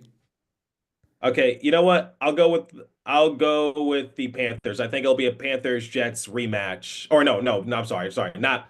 I'm not going to go with the Oilers because I don't want Panthers Oilers rematch. I Okay. think it'll be Panthers Jets. I'm excited to see what the new additions to the Panthers do. So like Brad Marchand in the Yeah. playoff with Matthew Tkachuk, who's still injured, but I think he'll return. Uh, Anybody have that on their bingo card as well? No. Marchand being a member of the Panthers. No. Yeah, well, it's an exciting prospect for sure. I think it's just health. Like if they're a fully healthy team, it's hard to bet against them. Yeah. Agreed. Yeah. Justin, you got anything else? No. I just thank you for your time and yeah, good luck to your Devils there. We'll see. Yeah. Trey, great as always. Thanks for stopping by. Really appreciate it. Enjoy the playoff run with the Everblades and with the Devils. I hope they are both as long as possible. Going for the Me forfeit. too. Me too. I want my playoff beer to be long. You're gonna grow it Right. out? You're gonna grow it out? Yes. It's tradition. You shave it and then you grow it out. Okay. Okay. Love that. All right. Thank you again. That Thanks, was boys. Trey Matthews, play-by-play broadcaster for the Florida Everblades and also a credentialed podcast host for Locked On Devils, a writer for Fansided as well. And he is very, very good at what he does. So we appreciate him taking the time. Man, so I think I was telling you off air. Maybe I was telling you on air. I don't remember. getting all these like ECHL play-by-play guys, it's going to be really cool when they're all NHL play-by-play guys. And That'd be cool. Hopefully that happens for him. That'd be pretty awesome. Yeah, definitely wishing the best of luck. yeah. And he's locked on the Devils, pun intended, based off of the name of his podcast. But yeah, I see what you did there. yeah, he's locked on the Devils. Yeah. All right, where do you want to go from here? You want to do a little Hawks stuff still? You want to, we have some time here. You want to do some Hawks stuff? We could clean up the Hawks. I think we cleaned up the Hawks Habs game. I don't know if we quite cleaned up the Hawks Sens game. Like we have some clips you could get into. Yeah, again, like I said earlier, I just think it was the perfect way to end the season, right? I mean, we've been down this road, right? Wasn't the year we wanted, but it was a great way to ride off to the sunset there. And who better to ride off to the sunset than a Frank Nazar overtime winner, absolute perfection from Connor Bedard, who had probably I would say, maybe it's recency bias, that may have been his best game of the season. Yep. It was his first multi-goal game of the year. It's shocking it took him 82 games to do it. Yeah, it was his first multi-goal game of the season. How about that? Whoa! Lee said that on the stream. He's like, "Was that his first multi-goal game?" And I said to him, "I was like, there's no way. Like, there's no way." No. Yeah, it was. He scored 23, so he had 22 last year at 14 more games, sure. 44 assists, 6-7 points. So he does set, marks and all of those. I know he played more games, but it's like, look, availability is a good thing, right? You want to see a guy who's durable and can play all the regular season games, no injuries, like he did his rookie year. So, I think a lot of the sophomore season, talk has been exaggerated. I think he had a solid rookie season, solid sophomore season. Geez. A lot to learn from, a lot to grow. Definitely an off-season plan for sure. Areas to improve on, speed, puck battles, all that. But no, I think a good way for him to end. I think we have a Bedard clip here talk about this team's future. Yeah, we do. You want to hear that? Yeah, you want to hear that? Yeah. One more time, I didn't hear it. Which the one? Bedard clip? Yeah, I got you guys. How it seems like the team is just faster on the forecheck on the rush. Have you noticed that the speed is helping you? Yeah, some of the guys are pretty quick. It's hard to keep up sometimes, but no, I mean like Frank and Morsey and Mickey, you can go down. Greener can wheel. So there's a lot of speed, and I think that's going to be our identity when we keep getting older and keep having guys come up. I think we got a lot of guys that can skate in the system, so we got to use that to our advantage. 7 former first-round draft picks for the Hawks on the ice. Do you feel like this rebuild is coming together, it's turning a corner? I think, just seeing kind of new guys come up. When you're playing, you're not really looking at it like that. Obviously, you don't see it as a rebuild. You're just going out and playing, trying to win. And, obviously that's a situation where with a lot of high draft picks and younger guys. So it's great seeing you guys come up and make an impact. And, just imagining how much better everyone will be in, a couple years, and that's exciting to look forward to. I mean, look, for your superstar player at the end of the season, that's a clip you want to hear. Like that's something where you realize he gets it, that he's a bit more. He's tapped in. He sees the light at the end of the tunnel here. He understands the process. Good. He gets the rebuild, right? There's been a lot of talk about that. Oh, he's getting impatient. He's not going to re-sign Chicago. What the hell are these people talking about? Look at the room. Read the room. Look at how young this team is. Players in the same position as him, growing with him, developing with him. Look how he speaks about a guy like Frank Nazar right next to him, right? Like, why would you, like, this team is a perfect situation for a player like that. I know he's gone through a bit of, some tough, like I said, lessons to learn these first couple of seasons, but like, I think it's only up from here. We're through the worst part of it. It's like now moving forward, this is what we're going to see. He sees the process coming together. He even mentions in the system, like he's still looking ahead for the future about, the more players you keep talking about, they're on the way. So it's like the future's bright. This team, he clearly gets it. He's going to be the guy driving this forward. So good to see him end the year on a high note, and sure he knows what he needs to work on the off season. I just think that's great. Like I wanted to include that clip for a reason. I think it was just a really positive one. And that's what we want to see because there's been a lot of talk around him this year, from the media that he's not happy. And it's like, I watched that clip. I watch his interviews. We break him down all the time. It's like, I don't see it. He seems pretty happy here. He understands the process. I think it's good to see. Yeah. I think there's still going to be noise around Connor Bedard, but I think it's going to be more so of tied to the question of like, what are the expectations for next year for him personally? Like, yeah, for sure. I know, and all you're probably going to hear out of him is, I don't have expectations, Yeah, I'm he just, does. He does. Yep. but it's like, what is everybody else's expectations? Like, is it that he shoots 30 in the net? Is it that he shoots 40 in the net? Like, are we talking a 40-40 season, 40-50 season? Like, are we talking a 50 point,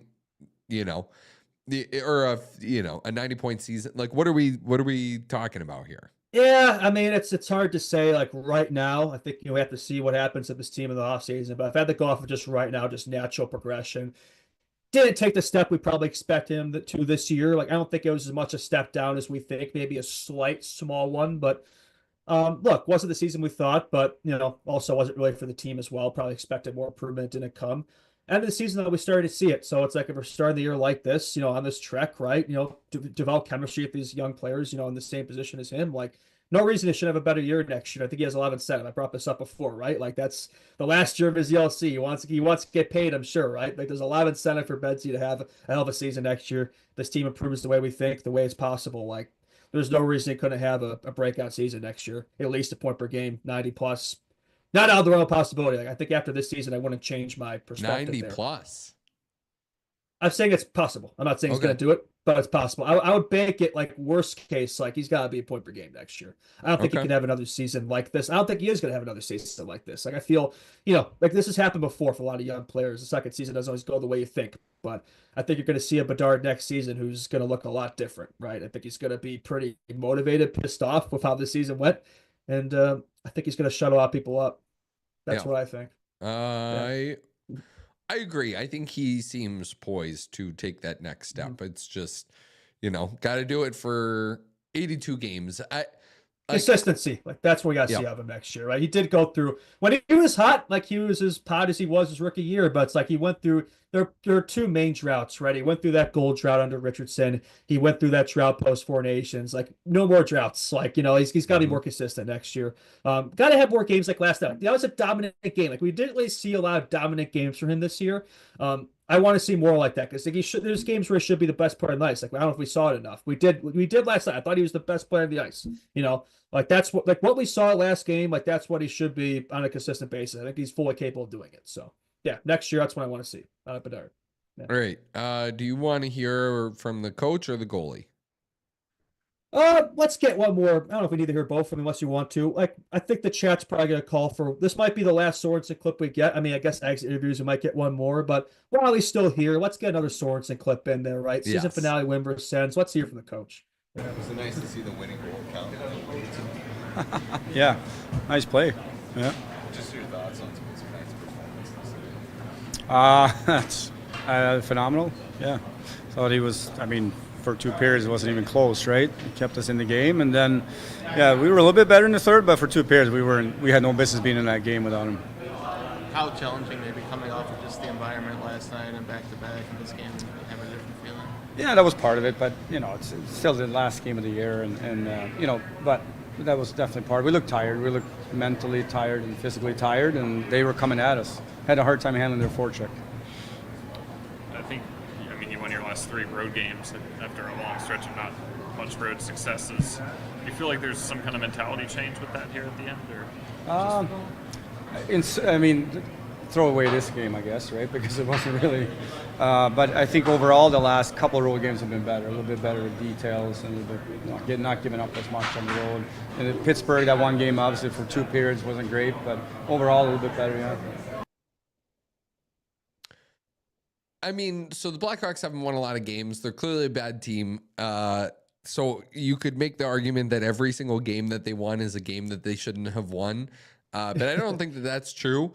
And I also think that last night's win was probably the most you did not deserve to win this hockey game that they won this whole year. They were outshot like 37-16, right? They were opportunistic, right? They took advantage of chances. They took advantage of a cold goaltender. That's what you got to do sometimes. Like you're going to win games occasionally in this game. Like if you want to be a good team, like you have to win games like that occasionally, right? Where you outplayed, still find a way to come away with the 2 points. Like I think it's a good, I think there are a duality of 2 games, right? I think in the Habs games, it was complete opposite. I think it was probably one of our best play games of the year. We won a game we deserved to. Probably didn't deserve to win that one. Who cares? You come away with the 2 points. That's what you got to do. So, that's what you want to do in this season for sure. Yeah. And Spencer Knight had to be very good as well in order to. He got the belt. Yeah, Yeah. he deserved Yep. it, right? I mean, I do think it's kind of funny. Bedard didn't get a single belt this season, which is kind of funny. But I mean, neither did Nazar though. So like, there are a lot of young Hawks that didn't get it. But no, Knight deserved that. He earned that belt. Like, he was the reason the Hawks won. He was their. I mean, I said Bedard was the best player on the ice, but in terms of goaltender, I think Knight won us the game. Like, he was sharp, and like that's what you'd expect out of a guy like that. That's the type of guy he can be for us. So very positive to see. Like, he's having him back there, that decor, and we're building up front. The pieces are together here, right? They're starting to come together for sure. Yeah. Let's hear from the goal. I know you said we didn't need to play both Yeah, let's clips, hear but from we, it. we have Let's some do time it. to kill. So let's hear the Important last was clip. to finish in this manner for this team. I think it's it feels good to win. It always is better, I guess, than losing. I think we just stuck with it. Right, the second game of back-to-back might be a little tired. They're a team that's going to be in playoffs, so we just stuck with it, and I think that's the biggest thing. Is that just sometimes if you're not feeling great, you just kind of stick with it and just try to do the right things, and that's what we harped on going in the third. And it was nice, nice shot by Frankie in the end. You mentioned back-to-back, not only back-to-back, but a shootout and an overtime. What does that do to shape the toughness of the team? Yeah, it's good to go through that, actually. I think it's good for us to play games when, in tough circumstances, when you're tired and whatnot, just because, when you go into the postseason at some point, it's a lot of hockey, right? And you got to be able to play and, be dependent on when you don't feel your best. And I think that's good for us to actually get into those kind of positions, especially a lot of younger guys and, their first year in the league, just kind of feel that. So, but everyone, battled and did a great job. Yes, sir, Spencer. Winning does feel a lot better than losing. That is very true. Very wise words. Can confirm. Can confirm. For sure. No. That's a tattoo. Absolutely. That's a that's a motivational poster you have on the wall, or like maybe on your lock screen. Motivational quote somewhere. Yeah, no, I like that for sure.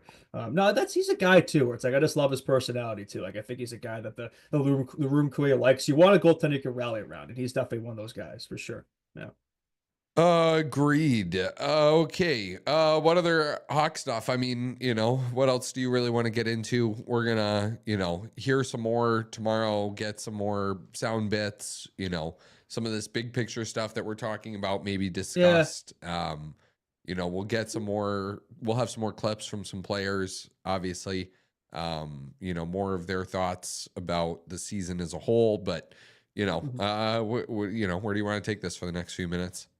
Do you want to keep talking about the Hawks? Because I think, I just wanted to do some clean up on that last game, because it's the last time we'll get to do that for, a while, right? Give it its justice. But yeah, I think we'll have a lot more big picture stuff to talk about Friday. Like, we're going to have a better idea of, like, we're probably going to hear from Davidson tomorrow, right? Maybe get some insights in his plans, right? We probably already have an idea of that. But I think tomorrow we'll have plenty of time, to get the big picture stuff for the Hawks. Like, we have a whole off season to do it. So we could probably transition for the Hawks and maybe get into some NHL stuff before the last guest if you want. Yeah. I wish we had some media credentials for locker room. Yeah, we should be there, tomorrow. man. Yeah. I should be interviewing Betsy. Yeah. Yeah, it'd be cool to be in the mix and like talking to Kyle Davidson and I'd love to talk with Kyle Davidson, man. Just pick his brain and try to get an answer of him. He's really good at like being giving political answers, right? I do my best to try to. Nah, he's good. He's a good media training. He's not going to give us anything, but he's good at that. Oh my gosh, I'm so glad we're not. I mean, like I said, so this show is a really big show. We're gonna, maybe we hit another break here at some point before our next guest for like a couple minutes, just to save ourselves some time. But like, this is a big show, and Friday is a very, very big show. And these two live streams the last 2 nights kicked my butt. So I'm glad we don't have any more of that until Saturday. But yes. Okay. We can move away from the Hawks. We can move into. There is a ton of NHL stuff out there today. Yeah, for sure. So I mean, I don't know. There's a few different things that we could start with. Logan Couture is maybe somewhere we could start off. Like, he obviously announced his retirement the other day. Sad to see. Like, it's sad to see guys you've watched throughout your childhood paying them up and see it's over. Because like, I feel like I'm getting older now when I see a guy like that retire. So obviously he hasn't played all season. I think he only played 6 games last year too. So obviously injuries, unfortunately kind of prematurely end that career. But no, solid career for him. Definitely Sharks captain for a while there. Underrated career. I feel like one of those players maybe didn't always get his due, but just great leader for them. I always think of like that iconic 2019 series where they came back. That was I think it was against the Vegas, if I remember correctly. Like he was a big part of that win. So good leader for that room. I always think of him and with guys like Thornton, Pavelski, Marlowe, and those Sharks teams. Never came away with a cup. I remember that 2016-17 playoff run where they made against the finals against the Penguins. We had like 30 points or something. Could have been a Conn Smythe winner if they won the cup, but unfortunately they weren't able to close it out there. But no, hell of a career. Respect to him. Sucks he wasn't able to play last little bit, but and we'll see where he goes from here. Yeah.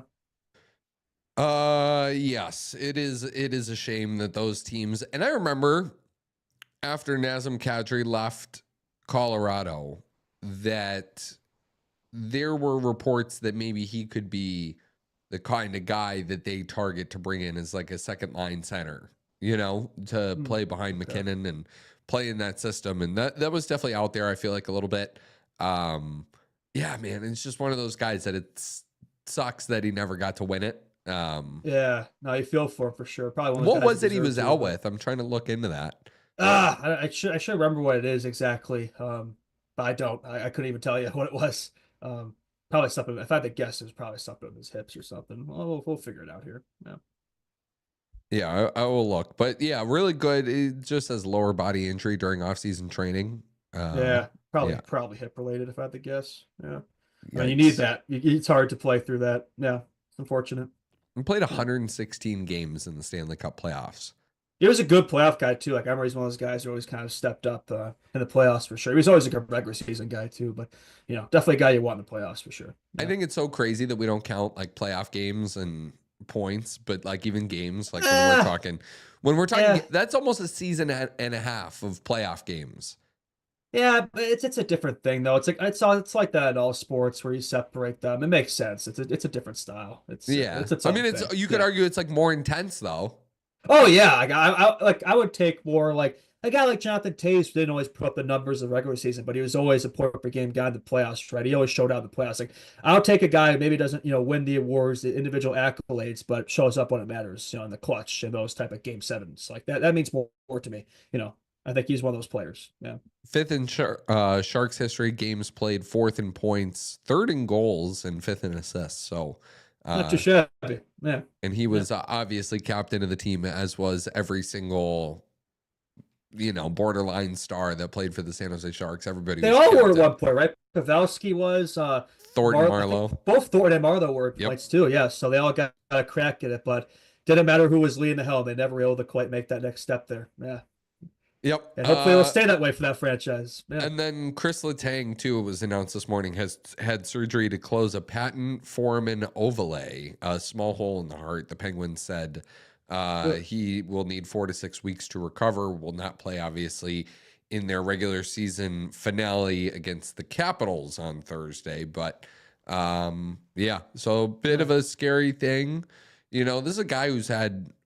He's had a lot of injuries. He's had multiple strokes, I'm pretty sure. Yeah, he has. He's been through a lot, man. But he could still play, could still produce. Probably the most underrated part of that. I mean, it's easy to become underrated in that team when you have guys like Crosby and Malkin all those years, and even Flower back in the day. It was like, Letang's here too, but he was always been a good defenseman for them, right? So been through a lot in his career. Hopefully could end it, on a strong note there and not have to deal too much like a coach sure has. But it's too bad. Hopefully, not too serious. Yeah. I agree. I mean, it's a hole in your heart. It is. I mean, it sounds pretty serious. That sounds like you said 4 to 6 weeks for a hole in the heart. Like what? Oh my gosh. That sounds like the most a lot serious worse than thing. it should be. Yeah. Like what? Like hopefully, I don't know. Maybe it just sounds worse than it is. I don't know. But that can't be. Yikes. I couldn't imagine. Yeah, me neither. Sorry, I'm texting a guest right now. Where do we? How about Fowler? I think we talked about that. I mean, I think the last regular season game of his career, might be the last game of his career. Period. I mean, I'm not really sure how much they're going to be relying on Marc-Andre Fleury in the playoffs in Minnesota land. We'll see. Maybe he draws it at some point if need be, but that could be it. I mean, that could be the last we see of him, and that's crazy. Like that's wild. Like that's another guy too, where it's like childhood, guy you've kind of grown up watching your whole life. It's sad to see him step away from the game, but it's inevitable, right? It happens to everybody. But the game won't be the same without Flower, man. Just the pranks and his personality and just who he is, just rubs off on everybody the right way. His personality, he's a fun guy. Hockey gets criticized sometimes for not having a lot of characters. Flowers definitely was always one guy of character for sure. Always has been. Yeah. I saw he pranked Zeev Buyam, and I forgot what it was, but I saw he pranked him and did something to the kid. Well, he wasn't even playing. Like, why would they sign this guy to not play him? Very odd. Who? Flower? Bouillon. Oh, they didn't play him? No, he's been scratched, I'm pretty sure. Oh, really? Oh, okay. Which okay. I don't really get it. It's like you signed this guy to the LC. It's like, why would you? I thought he could draw him right now. I mean, very confusing. I don't know. See in the playoffs if that changes. Yeah, they're done with games, so they're not. Yeah, they're out of games to squeeze him in and see if they can get him there. Can we do this Bruins thing? Just because I love anything pertaining to the Boston. Oh yeah, Bruins. let's crap on the Bruins. I enjoy doing that. Yeah. Okay. Let's see what we got here. So a statement, a message from Bruins CEO Charlie Jacobs. It's dated at the top, April 16th, 2025. To our loyal and dedicated fans, the 2024-25 season was undoubtedly one of the most challenging of my tenure with the Boston Bruins. Like you, our diehard fans, I bleed black and gold. Today, I share your disappointment as the team clears out their locker stalls ahead of a long offseason. While we have certainly enjoyed some exciting moments this past year, including a centennial game and 100th anniversary celebration for the history books, we ultimately fell far short of our expectations. Yet your passion never faltered. You showed up and you believed until the final horn. We cannot thank you enough for your support. Simply put, you are the greatest fans in hockey. Over the past decade, hockey operations, on-ice talent, hard work, and commitment brought Bruins hockey to a level of success we are proud of, but we are not satisfied. Our goal of winning another Stanley Cup remains unchanged. It is clear that we have a lot of work to do, and that work is already underway. Despite how difficult it has been to say goodbye to some of our most beloved Bruins this season, these decisions were rooted in the best interests of the future of our franchise. Together with our hockey operations leaders, we are actively preparing for the NHL draft and anticipate a top-tier selection with more draft capital in hand than we have had in recent years. We are also eager to bolster our roster through free agency and open the door for some of our young prospects to take the next steps in their development. Almost at the end here. There's only one way forward from here. Expectations and accountability are higher than ever. I'm incredibly proud to be a Bostonian. I take even greater pride in being a Boston Bruin. Together with the leadership, we are embarking on an ambitious journey to restore glory to this great franchise. Thank you for your unwavering support. Charlie Jacobs. Yeah, it's a nice PR statement from his writer there. But yeah, for the Bruins, like we'll see where they go from here. It's like I think the move that if they want to get better, they should be firing the man at the top, Don Sweeney. But I don't think they plan on doing that. So it's like, what does this all mean? Like what they said, looking forward to prospects. What prospects? They don't You have any prospects. It's like, yeah, like we'll get some of this draft, but it's like okay, if they're not like they're going to draw him right away. It's like. You're a while away here. Like, I don't think this team's going to be winning a Stanley Cup again anytime soon. So, good luck. I think, and, if you're not just going to solve this team through free agency and trades and all that. Like, it's got to start at the top. I think, and until they realize that, it's going to be a lot the same here for a while. Yeah. I agree. I just think this is it is very New York Rangers-esque. Yeah, they definitely compare to each other. When the Rangers sent out that letter and James Dolan sent out that letter to the fans, and this feels like that a lot. The Rangers got lucky. I mean, I guess they won the draft lottery twice, they won the first pick once and then they won the second pick again. When it's shot, they got Artemi Panarin, we've been talking a lot about Mitch Marner. I don't know if maybe we're talking about the Boston Bruins as a team that could be a potential landing spot enough. I know that might seem crazy to some, and it may be. Could you imagine Mitch Marner, Boston? Well, if they can't beat him, join him, right? I guess. Why though? Like I know he got Boston there to work with, but not Mitch Marner and Bruins. If they add Mitch Marner and Michael Misa to a core that already includes Pasternak, Swayman, McAvoy, that would piss me off, man. Like we deserve him more than they do, but I think from the NHL's perspective, right? I mean. It wouldn't shock me if they got lucky in the draft lottery. They've been rebuilding for 2 months, but they are original 16, right? They don't want to see them in the dumps for too long. Got to have Boston be relevant. So, Wouldn't surprise me if they got Misa. Hopefully not, though. I think we've been in the trenches a little longer here. I think we've earned this, so we'll see what happens. Yeah. Um, yeah, I don't know.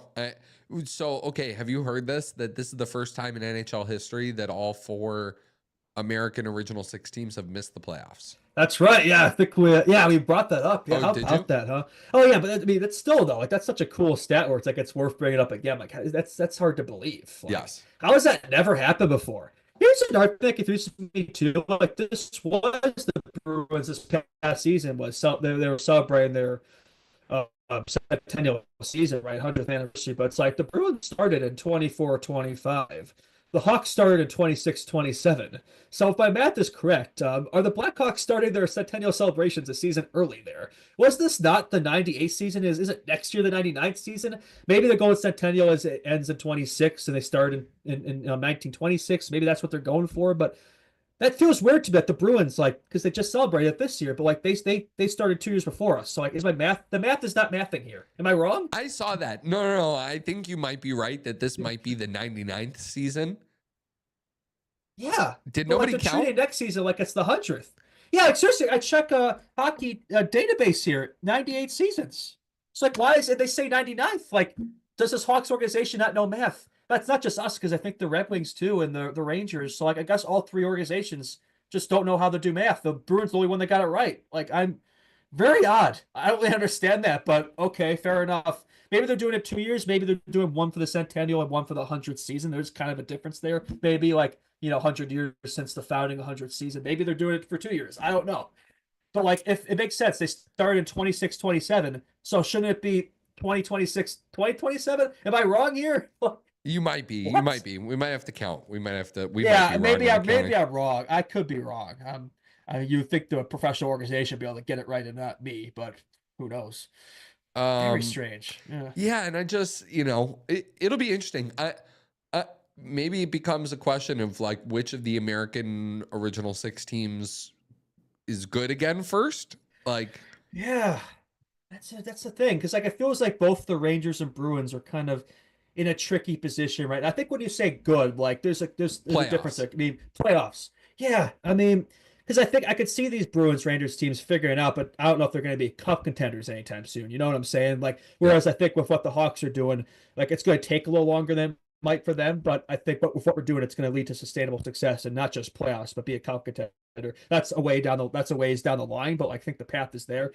The Red Wings, man, it's like they've been doing this for so long, and it's like even when and if they get back to the playoffs at this point, like are they going to do anything? It just feels like the Sabre situation with them. Like I just don't really see this Eiser plan going anywhere at the moment. We'll see. They still have some prospects in the wings, but honestly, is it crazy to say? Maybe I'm probably being biased here. Is it crazy to say that it could be the Hawks? it might be. Maybe not next year, but like maybe the year after. I could see it. Like I think I said this before. I could see this happening again next year where none of the American Original Six teams make it again. And then, maybe 26-27, one of them breaks through. But yeah, I don't think that's crazy to say because I think with the Bruins and Rangers, like it just feels like they're stuck right now. And in the Red Wings, again, it's been too long. The same thing there. Like I just don't think I'm not really that moved by Detroit, unfortunately for Kaner. Yeah. I am not moved by Detroit either. No, I think, no. I mean, we'll see. We'll see how creative the Bruins get at the draft and what they decide could to get do. lucky. Yeah. I could see them flipping it around. Man, I think New York has a lot of pieces they got to ditch, Yeah, the Rangers feel like they're more like the Bruins have a path, I think, to fix if they still have those pillars. The Rangers have an old wash core. It's like if they want to get in the right direction here, it's like they have to move on, I think. But are they going to be willing to do that? Yeah. And the they can't Bruins develop. have nothing. Yeah. That's the problem is the Bruins have nothing. Well, Yeah. I mean, I don't know if it's a problem because like anybody you get will be better than what you currently have. Yeah. I think the path is there though to like make those additions, right? Whereas the Yeah. Rangers, like they're kind of stuck right now. You got to know what move I money mean? out. You Yeah, got exactly. Yeah. Like Bruins, all the pieces are in place for them to be aggressive this offseason and, attempt to shift this thing. With the Rangers, it feels like they kind of have to run it back. And I don't think that's going to go anywhere, unfortunately, for them. And it's like they have young pieces, prospects that the Bruins don't, but the Rangers, man, they just can't develop young players. Like how many times have we seen it, man? It doesn't really matter. So, yeah, I mean, if I had to do like a running order here, I'd probably go Hawks, Bruins, Wings. Honestly, I'd probably even put the Wings at the Rangers at this point. That might sound crazy. The Rangers might have the most talent, but it's like I just feel like that organization right now. It's just I don't know what it is. Like it just feels like it's not really going anywhere. You know what I mean? They're kind of in a limbo. Um, Maybe swap the Rangers to the Red Wings. Put Detroit at 4 just because they haven't really done anything. Yeah, Yeah. that's how I do it. Yeah, yeah. All right. Patrick Kane, speaking of the Red Wings, 1,300 games in the National Hockey League. Wow.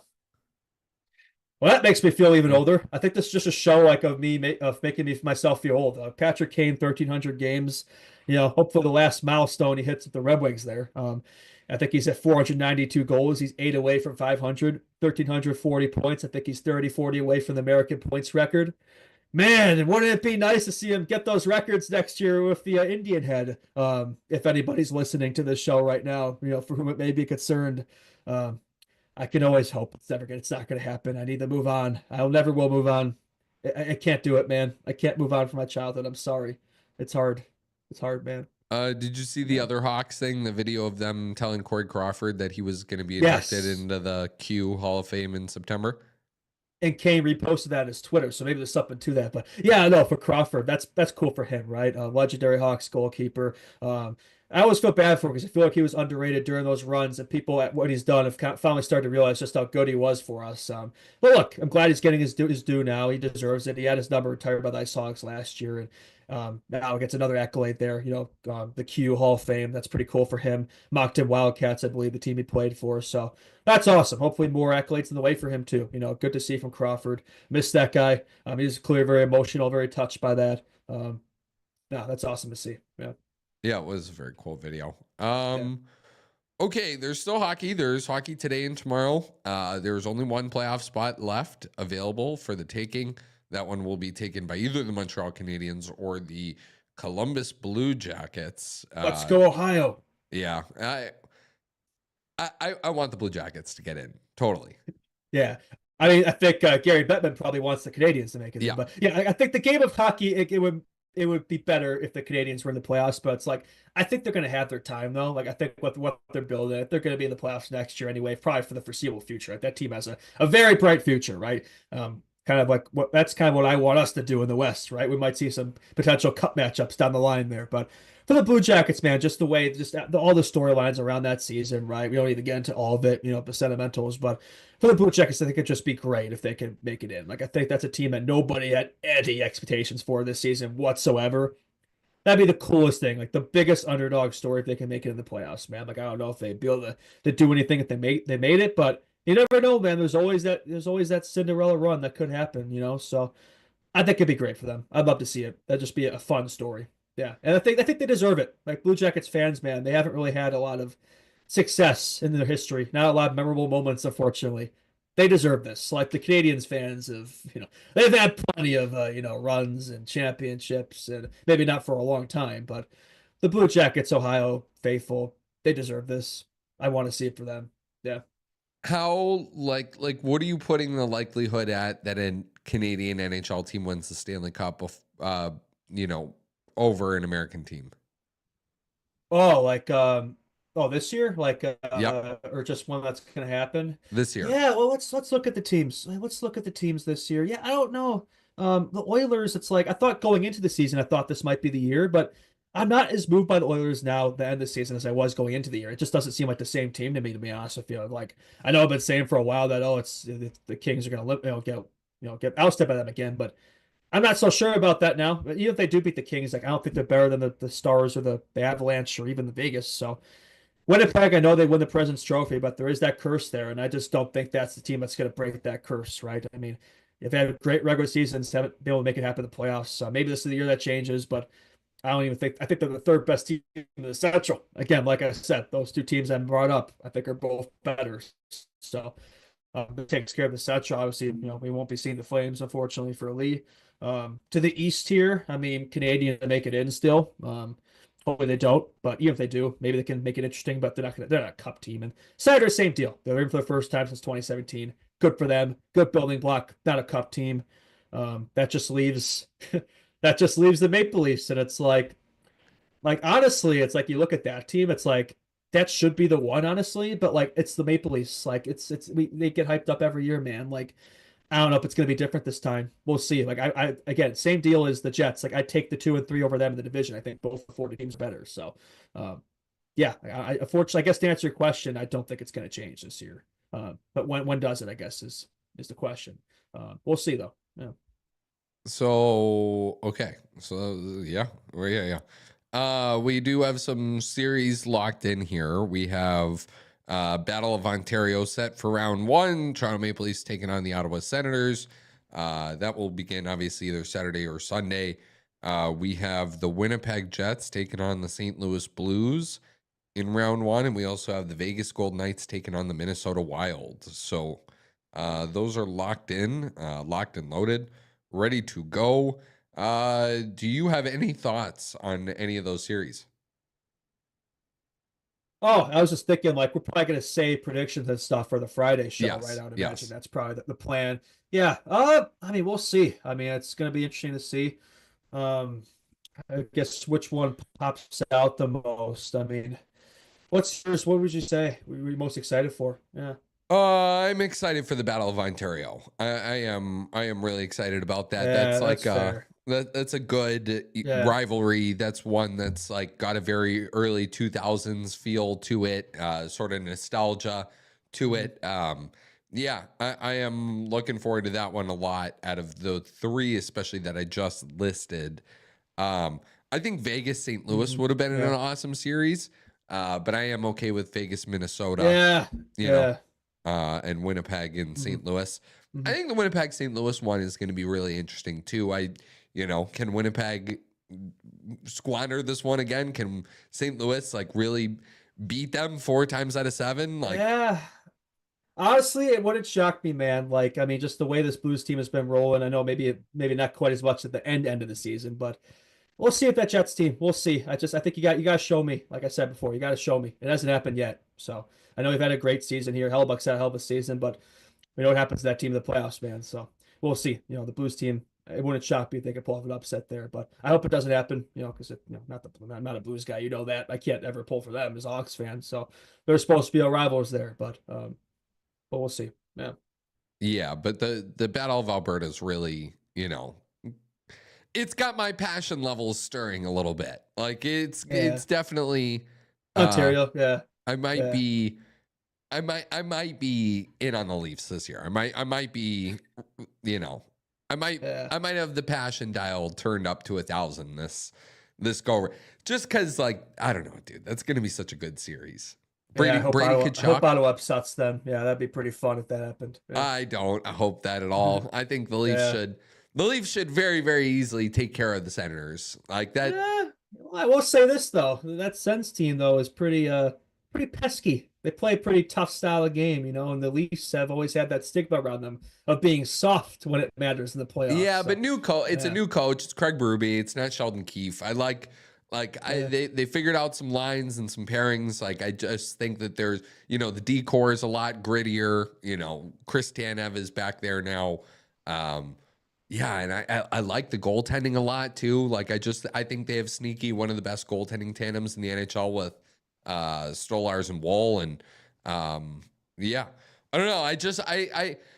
Ottawa has zero playoff experience. Like, you can get Brady Tkachuk like trying to run guys through a wall the whole time, but it's for me, that storyline is more of like, how much did he learn from Matthew in that, like, you're also going to have to shoot it in the net too and like contribute offensively and can't just, run around out there, and you have to, contribute to the team winning as much as trying to get into the other team's head. Yeah, I mean, it's a lose-lose situation for Toronto because, like, it's going to be super embarrassing if they lose to the Senators. Like, they've never had any embarrassing playoff exits before, right? It's like, yes, they have the experience over them, but like, is it really good experience? Like, they've been there, done this so many times, like round 1, right? So it's like, we'll see about that, right? I mean, it's a fresh team for the Senators. A lot of these guys experiencing these type of games for the first time. So that could be an adjustment for sure, but it's like, I feel like they've kind of been prepping for this, right? The way they play. So it's like they know it, it wouldn't shock me. Yeah.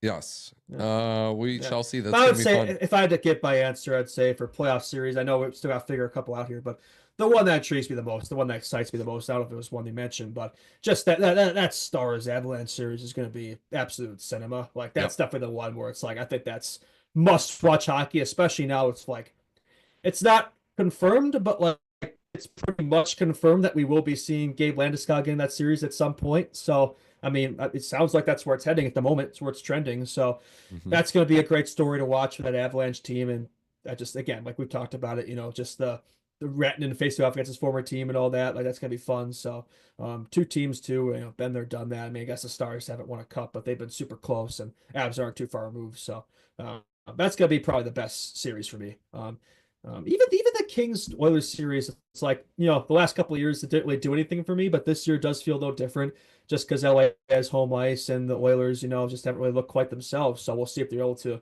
figure it out in the playoffs. Obviously, I think the game of hockey, would definitely appreciate it if they did, but we'll see if it happens. And, this thing too has always been this narrative around the Canadian teams. It's like, I think the game of hockey would love a Canadian team to win the cup.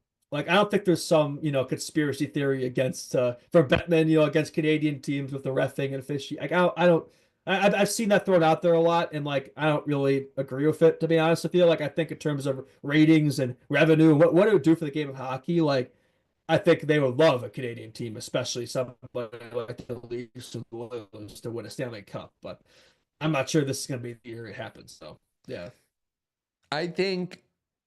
I mean, I was talking about this with Raven off air this morning, but just like what the best Stanley Cup final would be versus like what I think the best Leafs Oilers would be the best Stanley Cup final. Yes. For people that really understand it. For the game. Like, not what I want for the game. For the game. For sure. Well, is it though? Like, do people in America really care about a Leafs Oilers Stanley Cup final? Like, not really as much, in my opinion, probably. Yeah, I mean, look, you got the the so-called face of U.S. hockey there in Austin Matthews. I don't really think I think there's another guy really is the king of USA hockey, but you got Austin Matthews there, right? I mean, you got fucking it's McDavid versus Matthews. Yeah, people are gonna watch. I know it's not America. No, people are gonna watch. Yeah, no, I get it. I think McDavid definitely. Like, I just think if you were, this is what I asked Raven. I said if you wanted. If you were Gary Bettman and you were picking your dream Stanley Cup final, what is it? It's Leafs Oilers, like 1,000%. It's Leafs Oilers. Like, they want McDavid. They want him to win a cup there so bad. What about like Oilers Capitals? I guess Ovechkin with the. I feel like they kind of already got their due though. Like, I feel like that kind of was like, I hate to say it, but I feel like it feels like that was their season. Was the Ovechkin goal record? They didn't win the President's Trophy. Might be a good thing they didn't win the President's Trophy, but. I'm still not completely sold this team in the playoffs, man. Like, I don't know what it is. Like, I mean, I'd probably take any of those teams in Atlantic over them. Like, really. I mean, maybe the Leafs even. I don't know. Like, I think both Florida teams clear. Like, but storyline wise, for Ovechkin to go out with a cup, but I think he has one more year left. But maybe he just stopped. Maybe that'd be it. If he went off a cup, that might be his swan song. Unless he really wants to get 900 goals, 1,000 goals even. We'll see. I think he could still play, but I mean, what better way to go out than a season where you break the goals record and then win another cup? Like, that's like the perfect way to go, I feel like. But would he do that? I don't know. But I guess to answer your question, like, I'd still take, for the NHL's perspective, the guarantee of a Canadian team finally winning. Probably their two most storied ones there. Maybe not two most storied, but the most storylines around them. I think just the Oilers and the Leafs. I think battle McDavid versus Matthews. I think they would love that. Yeah. Oh, yikes! That means we're gonna get a Carolina Dallas Stanley Cup final. Well, no, actually, no, that wouldn't. I like the Dallas team. The Carolina team, like, I know they're good, but they just don't do it for me, man. Like, they're just not that. I don't really get enthused watching Carolina Hurricanes hockey like that. That's probably gonna be like the one series. I know there's some bad blood those teams with the Canes and the Devils, but if there's one series I could look at right now where it's like, that's probably the one. Oh, yeah. Oh, dude, that would be the ultimate snooze fest of a Stanley Cup final. Yeah, I mean, not exactly the two markets too that you want going at it there. I think in the hockey universe there. So like, I'm just thinking, like, the Kings have been there, done that. Like Tampa's been there, done that. Florida's been there, done that. Yeah, who hasn't won a cup in here, right? We got the Jets; they've never won a cup. Who else in here? Minnesota's never won a cup. The East, who we got here? The Senators, and that's it. Yeah. Do any of those teams have a shot? I mean, they would tell you that the Jets probably have the best chance there, but Because I don't think any Minnesota. They did just get back Kaprizov though and Eric Snack. They do look like a better team with a different team with those guys in the lineup, but that's gonna be a tough first round matchup there. But I just don't see if this Jets team like same deal with the Capitals. Like you gotta show me, man. Like it's a different game in the playoffs. Like we'll see. Yeah. Oh, should be interesting. Okay. What else do you got? We're gonna welcome on Victoria Matiash in about 3 minutes time here. So very shortly. So we do have 3 minutes to filibuster. What can we do in 3 minutes here? I don't know. That's a tough one there. Yeah. Do you want to talk about the NHLPA player polls? If I could get some of those pulled up. Was there anything interesting from it? I saw. I mean, they were all kind of what you'd expect. Like, if I'm not mistaken, there. The one that came across my timeline that was kind of interesting is that NHL players were in favor of the PWHL's jailbreak goal idea, where jailbreak goal when you're shorthanded and when you score on the PK, then your player comes out of the box. I mean, that is by definition a true penalty kill. Is it not? Like, you've killed the penalty. I mean, whether you score a shorthanded goal or not, like that by itself is enough, right? A lot of times it's by the end of these power plays anyway. I don't know. But that should kill the penalty, right? But no, killing the penalty is preventing them from scoring. It doesn't really matter what you do. It's like it matters if they don't score. That's killing the penalty. I've argued before where it's like the 2 minutes, 4 minutes, 5 minutes, like, you get those majors sometimes where it's like, you keep going no matter how much you score, where it's like, if you get rewarded a 2 minute penalty, it's like, maybe you just keep it going even if you score. Is that a crazy idea? We brought up, I thought there was one show we did this season where we brought up potential ideas, like rule changes. I think besides that, like, if you're going to do that, like, how about this? Yes, you include that, you score a shorthanded goal, you end the power play. That's fair. But then how about this? If you score the power play, you keep going. How about that? Yeah, I mean, that could be a fair trade-off. What could be a fair trade-off too that I don't know if I put that out there. I remember the day we did all of that. That was fun. I don't remember if I put this idea out there, but why is it that when you are down on a penalty kill, that you get an advantage that you otherwise never get in a hockey game, which is the ability to ice the puck? Like if you're really trying to make it difficult on them to kill the penalty, you should not let them ice the puck while they're killing the penalty. Yeah, then it's like, why in the empty net situation is it different then? Like you have an extra guy on the ice, right? Why is it then okay to do it? Like that feels a little weird too. So yeah, like I would say, I think the NHL especially too, it's like if you're looking for even more goals here, right? We've been seeing a lot of it lately. Those are a few ways I think to increase the scoring even more. I think the goaltenders are probably having a meeting or something at the NHLPA. They probably wouldn't love that too much, but we'll see. Yeah, I think that'd be a cool idea though. Yeah. Well, the jailbreak I don't think would create more goals. You know what I mean? Well, that's a difference. But I'm saying, like, will those two cancel each other out? Like, you know what I mean? Like, I think if you make one rule to increase something, there's got to be something in the other direction too. Like, we got to create a balance here. Make it fair for both sides. I guess the offensive, defensive, goaltending perspective, right? Yeah. Did you find any of these other polls or no? Best goalie in the league was Vasilevsky. Hellebuck was third. That's kind of interesting. Maybe some cup bias there. I know he's still a damn good goalie, but I wouldn't rate him ahead of Hellebuck right now. McDavid still got 74% of the vote for best overall forward. I mean, fair enough, I guess. I mean, I know he hasn't had the season compared to maybe the Kuches and the McKinnons. I know he's had some injuries, but it's kind of McDavid. I'm not going to complain about that. It's kind of fair. There's been this dialogue around Makar and Hughes all season, right? That they're right with each other. 72% for Makar, 8% for Quinn Hughes. That's 8%? Pretty crazy to me. 8? Yeah, 72 to 8. Like, wow. I feel like they've been pretty even all season, yet they don't seem to agree there. Makar is far and away, he wins that. Crosby's still the most complete player. That doesn't really shock me. Barkov's right behind him. Playmaker Kucherov, fair enough. Face-off Crosby. Yeah, that's about it, I think. Smartest player, Crosby. Crosby's still winning a lot of these. I mean, he's still on top of his game. That's fair enough. Best skater, McDavid, not a shock. Pasta, best fashion. Who cares? But cool. Yeah, that's about it here, I think. Yeah.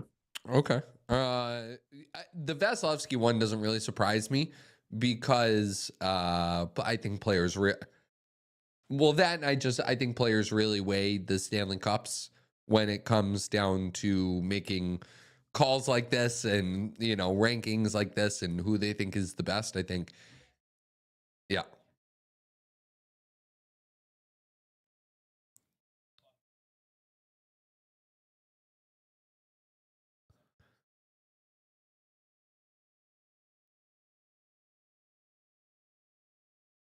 Okay, so we are now joined by Victoria Matiash from ESPN, the Pucks in 7 show, NHL on Sirius XM radio. Do we have Victoria on with us?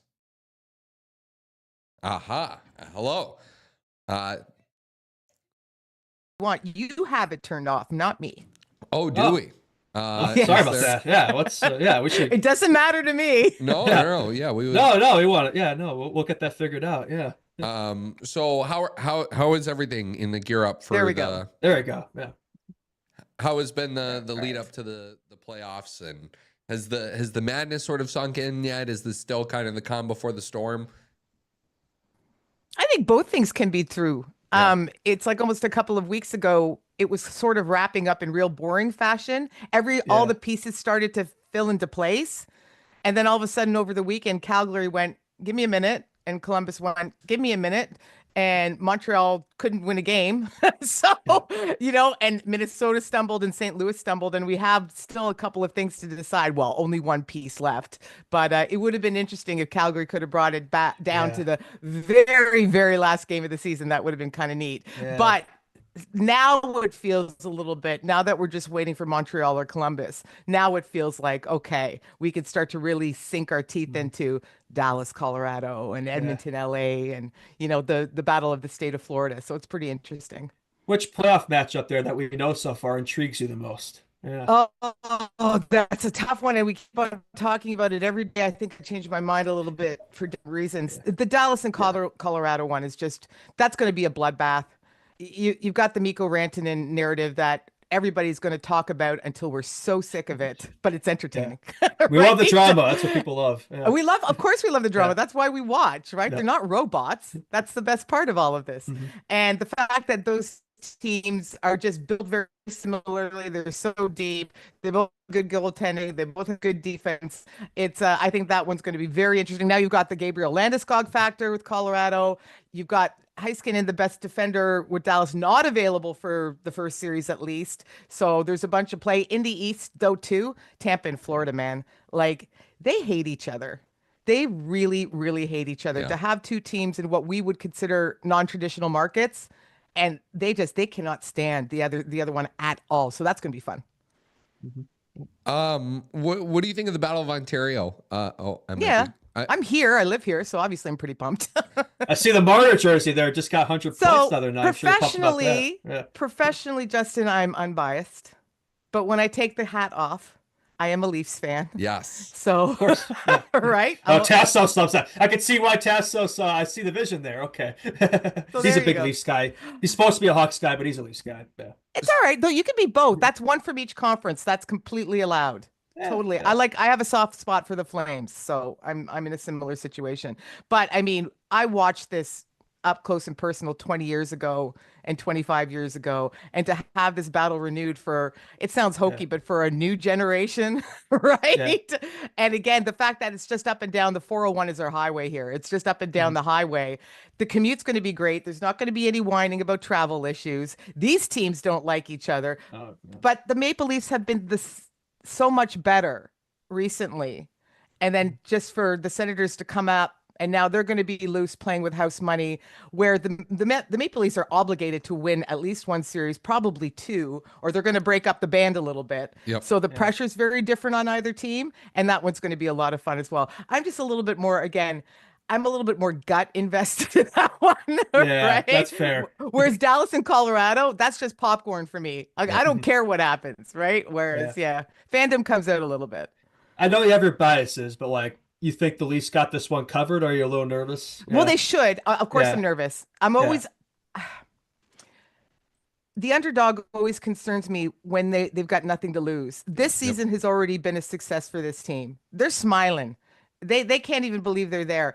And Brady Tkachuk coming back is going to be a huge boost. Them dealing with hopefully a healthy version of him. They've got a goaltender now in Allmark. I still believe Jake Sanderson's going to be a star on D. I still believe you have to look up and down on paper. The Maple Leafs are the superior team. There's no Willie Nylander. There's no Mitch Marner. There's no Austin Matthews. Even Austin Matthews at 80%. There's nobody like that on the Sens yet. Shane Pinto and Batherson aren't that yet. Okay. You still have a better core of defensemen than I've seen in years with this team. You've got a coach in Craig Berube who's got the best out of them. They played the most responsible hockey I've seen. Oh my goodness, as an adult. And you've got a two-headed monster in net with Anthony Stolarz and Joseph Wall. If one flounders a little bit, you can turn to the other, right? And Stolarz has looked Vezina quality when he's had opportunities and hasn't been hurt. So I have to say on paper, and I still have to go with on paper, because I think gumption only gets you so far. Yeah. I don't think it's going to be easy. This is a 6 or 7 gamer to me, but I think the Leafs should come out on top. I have one more Leafs question to ask. Go ahead. I'll talk about it all I hate to afternoon. ask this. I'm sure you've been asked this question a lot, but I can't help as a Hawks fan see that jersey behind you and like just have to ask like Mitch Marner's future at the Leafs. Probably a lot of it depends on what happens in the playoffs here, but do you feel pretty confident that he's a part of this thing? Are you a little nervous, right? What do you think's going to happen there? Yeah. And right now, I mean, here's what I can tell you for certain. He wants to stay. All right. Yeah. The shot across the bow by the GM Treliving at the trade deadline when they asked him to waive this no movement clause, I personally loved that, because you could not ask for a greater kick in the pants than, hey bud, we know you have 100 points for the first time in your career, which is amazing. You're a top 10 skater in this league up front, definitely. And we can move you. We'll get something good back and we can move you. If you're going to ask for so much extra, then we'll move you and we'll get somebody else back. If there's no success in the postseason, if these guys, if these guys flame out in the first round of the Senators, we can all go pack his bag like right away, because you can't go and pay somebody $14 million to continuously lose when it matters most. And that's what the CV is. That's the resume, right? So I think so. I think it's completely contingent on what happens in April and in May. You know how much you like Chicago? Yeah, how much I was is just Chicago? joking. How much is Chicago going to like him? I mean, that's one of the landing spots that I've heard rumored. There's 3 that kind of are circulating all the time, and I wonder, because this isn't a trade anymore. This is a signing, and is he going to, after what he's been through in Toronto, have the foresight to go, okay, I'm going to settle in for 5 years. Chicago's going to be good again, but they're not going to be good next year, and they're not going to be a playoff team the year after that. It's going to be after that when the young guys get better and they bring in some other pieces that he can look forward to, right? The West is so tough, you know? So it's I a wonder. gauntlet. Yeah. It really is. It's more so than the East. Yeah. More Feels so than like the it. East for sure. I have one last Battle of Ontario question, in that, like, do you think anybody outside of Max Domi really understands like the weight and the gravity behind like Sens Leafs, like 20 years ago? Yeah, like early 2000s. You know, those series. I think Tavares has got a pretty good sense of it. Yeah, because he was an up and coming hockey player. He's a little bit older. He's from Mississauga, which is Toronto, right? So he's a local boy. He would have been invested in it as a kid watching it, right? So it's like, it's me talking about the good old days. It was literally this century, so it's not too bad. Yeah. But I think he's going to be the one who really gets it, coming from this market and understanding just how heated that was. But Domi will as well, because his dad was right in the thick of it, right? So it was, and he's from around, and he grew up with the Leafs and all the rest of it, so he'll get it too. But yeah, and maybe it's not the worst thing in the world that the players don't get the pressure as much as say a me would pile on them given the opportunity, going, do you know how important this is? Historically, it might be a good thing for the Leafs too, because like prior to that 23, first round win against Tampa, like that was the last team they really had beaten in the first round pretty consistently. I think they owned them in those 2000 You're just series. still going to keep on bringing this up, aren't you? You're just going to bring this up over and over That's and over. what I do. But You're used to it, I'm sure. Yeah. But that they're hoping for that mirror as well, because back in the day, the Leafs sort of owned the Sens during the regular season and then got their revenge when it counted. And this season was very similar. Ottawa beat the Leafs pretty regularly, and they have the better record. So you're sort of hoping. Now, of course, there was different variables in play during those regular season matchups, but still. So, but the Leafs can look at themselves. Honestly, they're the better team. They really need to pull this off. They really, really do. What's a storyline? What's a series that has your attention right now? What's a player or players that you might be having a closer eye on as we get to Saturday and Sunday and the start of all this? What just really gets you excited outside of Battle of Ontario? That's like, oh, this is the first round in the Stanley Cup playoffs. We got to talk about the Kings and Oilers. Yeah. Right. Yeah. Because you have now. There's a very interesting narrative unfolding right now. You have the Oilers with two of the best players in the game, no question. Banged up otherwise, including the two best players in the game. No depth scoring this year compared to what they've needed. Now there's no Matthias Ekholm, their best defensive defender. And even if you look up and down, their infirmary is full, all right? But they've owned the Kings in the postseason recently. And you have a healthy Kings squad, 5 regulation losses at home, which still blows my mind every time I say those words.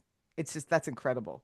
But again, the Oilers have had their number in the postseason. So what is the psychological mental drama going to be there between, again, on paper, a superior team right now in terms of health? The Kings are scoring. They're up and coming players. Your Byfields are now contributing. Kempy's on fire. Kevin Fiala is scoring to the best of his ability. Darcy Kemper is a great netminder. Defensively, they're better. Drew Doughty's ankle feels good again. Right? All these factors. Yeah.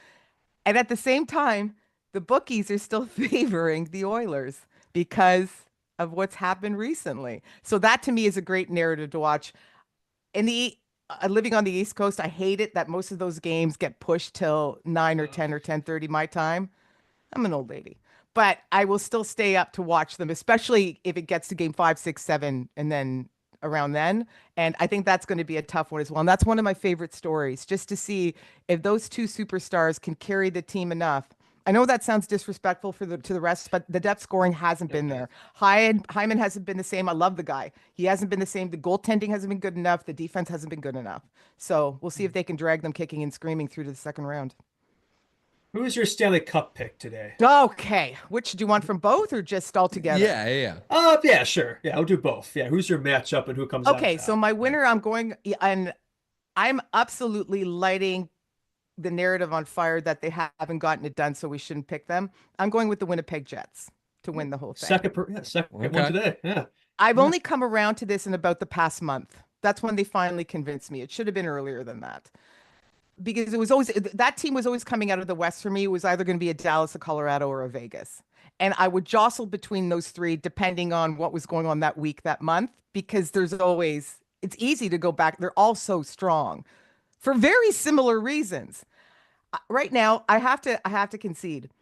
I can't argue against the best defensive team in the league. Comfortably, the best defensive team in the league. Defense wins championships. Who's scoring on Hellebuck and how much? But even out front, they're so sound. Best power play in the league. They're almost rocking out at 30%.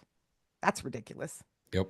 I understand that Nikolai Ehlers is hurt. I hope that's not for a long period of time. That's my one little fly in the ointment about going all in on this. But it's like, brought this up the other day. It's like you saw those cartoon characters growing up and they'd have like the cartoon steam coming out of the top of their head. That's the Winnipeg Jets with confidence right now. They're walking around and you can almost see it. And it's hard to convince players that are feeling this good about their chances right now that they don't have a shot. So, and they don't have to immediately go through Vegas or Colorado or Dallas. They will eventually probably, or even the Kings. They will eventually, but they get the easier, the softer, no disrespect, but they get the softer start than Dallas or Colorado does get. So I got to go. I'm taking the easy out. I'm going with the best team in the league. How do you think tonight unfolds? There is still, like I said, one playoff spot up for grabs. it will either be Montreal or Columbus. And, you know, Montreal's had 3 opportunities now to close the deal, and they have, you know, not been able to do it. Do you think there's a chance they lose tonight? Like, do you think there's a chance Columbus wins tomorrow? Like, how do you see this going? Hope so. I co-hosted The Point with Jay Kahn on the NHL Network on Friday afternoon. Okay, so this is before the weekend, before Friday night's tilt with Ottawa for Montreal and all the rest of it. And basically everybody was conceding this spot to the Canadians. And I was the one going, hold on. We still have a little bit of track left here, and I don't know if this is a done deal. And I got listeners were texting and telling me I was a bit of a goofball. I'll keep the language to that. So now I'm not backing down now, right? I didn't think they were going to beat Ottawa or the Leafs on the weekend. I didn't. I thought the Canadians were going to beat Chicago. Just the opportunity at home. Bell Center is rocking. Superior team. I know Chicago's loose, but still, this is when you're going to get it done in front of your hometown crowd, and to just escape with a point in that game. Now I really wonder if it wasn't for the fact the Hurricanes were pretty much running out a taxi squad and sitting half of their team, I would be really concerned as a Canadiens fan. Yeah. But Carolina's doing them a bit of a solid. Guys, they're playing nobody. No Seth Jarvis, no Aho, nobody. So there's no excuses anymore unless they just overthink things and get way too tight. Because I do think Columbus will win their final game of the season against the Islanders. I do. So I think it's going to come down to what Montreal does this evening. It's exciting, though. Yeah, sadly, might be another flame situation there where it's like they do what they got to do in Columbus, but it doesn't really matter because, you know, opposition sells. Yeah. Yeah. Could be. So how did you feel about Wayne Gretzky? You know, like how does the Alexander Ovechkin goal chase, you know, is over, and, you know, Wayne Gretzky no longer has the record. It was widely received in the NHL, and it seemed like everybody was super positive about it. I don't know. I do have some Canadian friends of mine that are a little sour about it still. Oh, I'm not taking it personally at all. Absolutely not. No, absolutely not. Records are made to be broken. Yep. This one wasn't supposed to be broken. The fact that we all got to witness that happen is a real treat as far as I'm concerned. Yep. The only minor thing I'm annoyed about, and this is me being completely selfish, back in December when Ovechkin came back from the broken leg, even to talk about that now, he broke the record in a season when he broke his leg. Yeah. Wow. Anywho, it's wild. Back at the end of December, we all had to predict if he was going to do it this season and when. And I picked April 12th in Columbus, which was just this past weekend. Oh. No, I bought tickets, guys.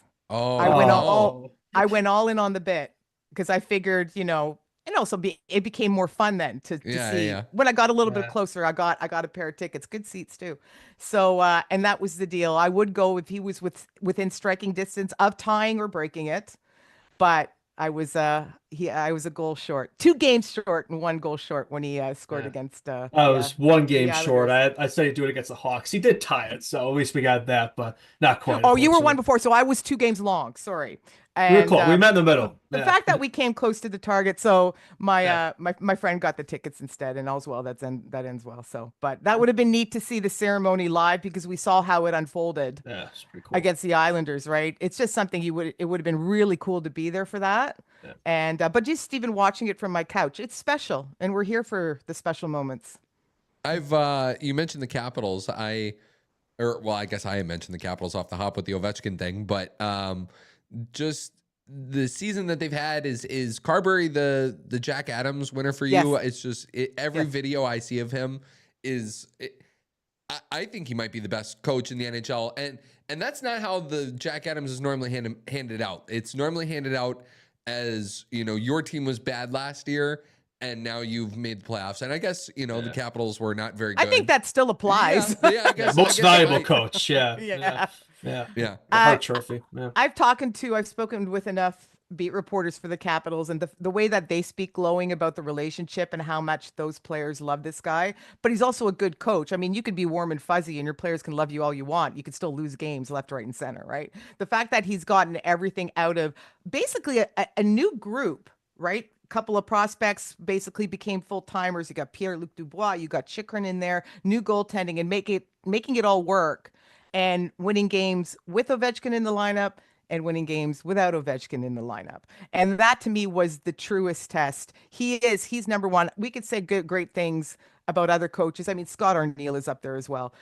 But the Capitals were a minus 37 goal differential at the end of last regular season. Yes, they squeaked into the playoffs. We all remember that lasted 5 seconds. This year, it's just a different hockey team. I don't know what happens with them in the first round. They're a little banged up, and I'm a little concerned about the goaltending and defense at this present moment. But just as a reflection on the regular season, it's his to lose as far as I'm concerned. Justin, what else you got? I think overall, I think maybe a surprise. Like, what's something you look at in this playoffs and maybe nobody's really talking about, something that might happen that might be unexpected, if that makes sense. Like some sort of storyline, a player, or a team that might maybe goes far that nobody's talking about. That makes sense. Yeah. Well, you always have those characters that come up and you're like, where did he come from? Right. Those are always interesting to look back, especially if you're a fantasy player, who's going to be the one who's going to be the difference maker and all that. I'll go a little bit more general. We'll swing back to the Capitals for a minute. If the Jackets get this, guys, I don't know. That might be an interesting first round. You think they could do it? Yeah. Could. Yes. Yeah. With the momentum they have, with the momentum they would have going in, right? Yep. Everybody's healthy again on that team, which has been key. The way Jet Greaves is playing, sometimes just young players don't realize they're not supposed to be that good in this moment. So he's going to come back to reality at some point. There's no doubt of that in my mind, but that might be the second round. And the goaltending in Washington hasn't been great recently. So I'm just saying, I think it could be a lot more interesting. If you gave me $5 and I had to lay it on an upset in the first round, that would be my upset, unless you count the Kings as an upset, which I don't, but I've been on the Sens Leafs upset. Yeah. I don't think I need to hear any of that. I'll save it. I've already said it enough. Victoria, I have one last one for you. Just, we got this statement today from Charlie Jacobs and the Boston Bruins of, the disappointment of this season. And, we spent some time earlier in the show, dissecting it. The fact that there are no American original 6 teams in the Stanley Cup playoffs for the first time. That's right. Yeah. Just your thoughts maybe on Boston, and also just maybe maybe there's a different team in your mind that had a more disappointing campaign in your eyes, and somebody that you're going to be watching a lot going into the offseason with a bit of intrigue. Boston is one of them for sure. They need to, but I could maybe tell you how, partially at least, and I think you guys could say the same thing, how to fix that team. They need strength down the middle. They don't have. They need to figure out if Jeremy Swayman is going to be able to play goal like he did before this season. They're going to have to strengthen their defense, and they need more scoring wingers because David Pastrnak can't score twice every night. Okay. Yep. So I can look at Boston's roster and tell you where the holes are. I look at the Rangers roster and I don't know what the hell is going on, because if you look at all the talent that they have, their lack of success, them not making the postseason. I didn't have Boston as a playoff team to start the season. I had the Rangers in there. I had them second in the Metropolitan. Mm-hmm. So the fact you got Shesterkin in net, you got Adam Fox, who's an absolute stud on the blue line. And then you have all this throbbing talent, even before the JT Miller trade. And for some reason, they're on the outside looking in. How do you fix that? Because you've got some hefty guys with some big contracts. So you're either making major moves, like you're trading because of Zibanejad, or you're trading Chris Kreider, or maybe you're trading both. You're going to do a real shakeup, or you're going to move out the head coach, and I think that's going to happen anyway, and tell the guys, you're going to have to figure this out. But I understand players don't like to play. They don't play for management, okay? Mm-hmm. That person is over there. Play for your coach and you play for your teammates. But the relationship, if there is to be one, between Chris Drury and the members of that team is completely busticated. So they're going to have to figure this out. Players are going to have to want to sign there and play there, because this is a team that could be back in the playoff picture next season, no problem. It's almost like they just got to fix the intangibles more than anything else, whereas Boston just needs bodies. They need better bodies. So that's the difference to me. Yeah. Yeah, it just feels like they're in disarray over there. Yeah. It's a dramatic mess. And you Yep. got Yeah. Calvin DeHaan shooting off the other day. It's just it's a mess. I find it's like, looking at the fishbowl, it's fascinating. Yep. And it's been fascinating. Them in Vancouver have been fascinating all season with the airing of the dirty laundry. So again, I sit back on the couch with my popcorn. I'm like, okay, carry on, guys. But Yeah, if I was a like the- fan, I'd be pissed, right? They're like the plastics over there. It's just nothing but drama with the Rangers and the Canucks this year. Yeah. It is. It's a lot of drama. Yeah. Yeah. Victoria, you've been awesome. Thank you so much for your time. Where will people be able to find you? Your playoff. What is your playoff schedule going to be looking like? It's all over the map. So I'm ESPN.com. I'm actually doing a bunch of betting columns. So Cool. if you want to at least think about what I think about, that's one place. My podcast Pucks and Seven is with Ryan Payton. We're both at the NHL Network. We're going to do a big playoff preview on Friday, and I'm on every week on the NHL Network as well, either The Point or on Under Review. So Wonderful. it's thank the you. best time of the year, guys. It's the best time of the year. Let's enjoy it. Thank you for taking a little bit of time in the con beforehand and stopping by. Really appreciate it. Lots of fun. Great conversation. Yep. Appreciate it. Thank you. Victoria Matiash, one of the very, very best at what she does. So we appreciate her stopping by and taking the time. All right. Justin, you ready to wrap it up, brother?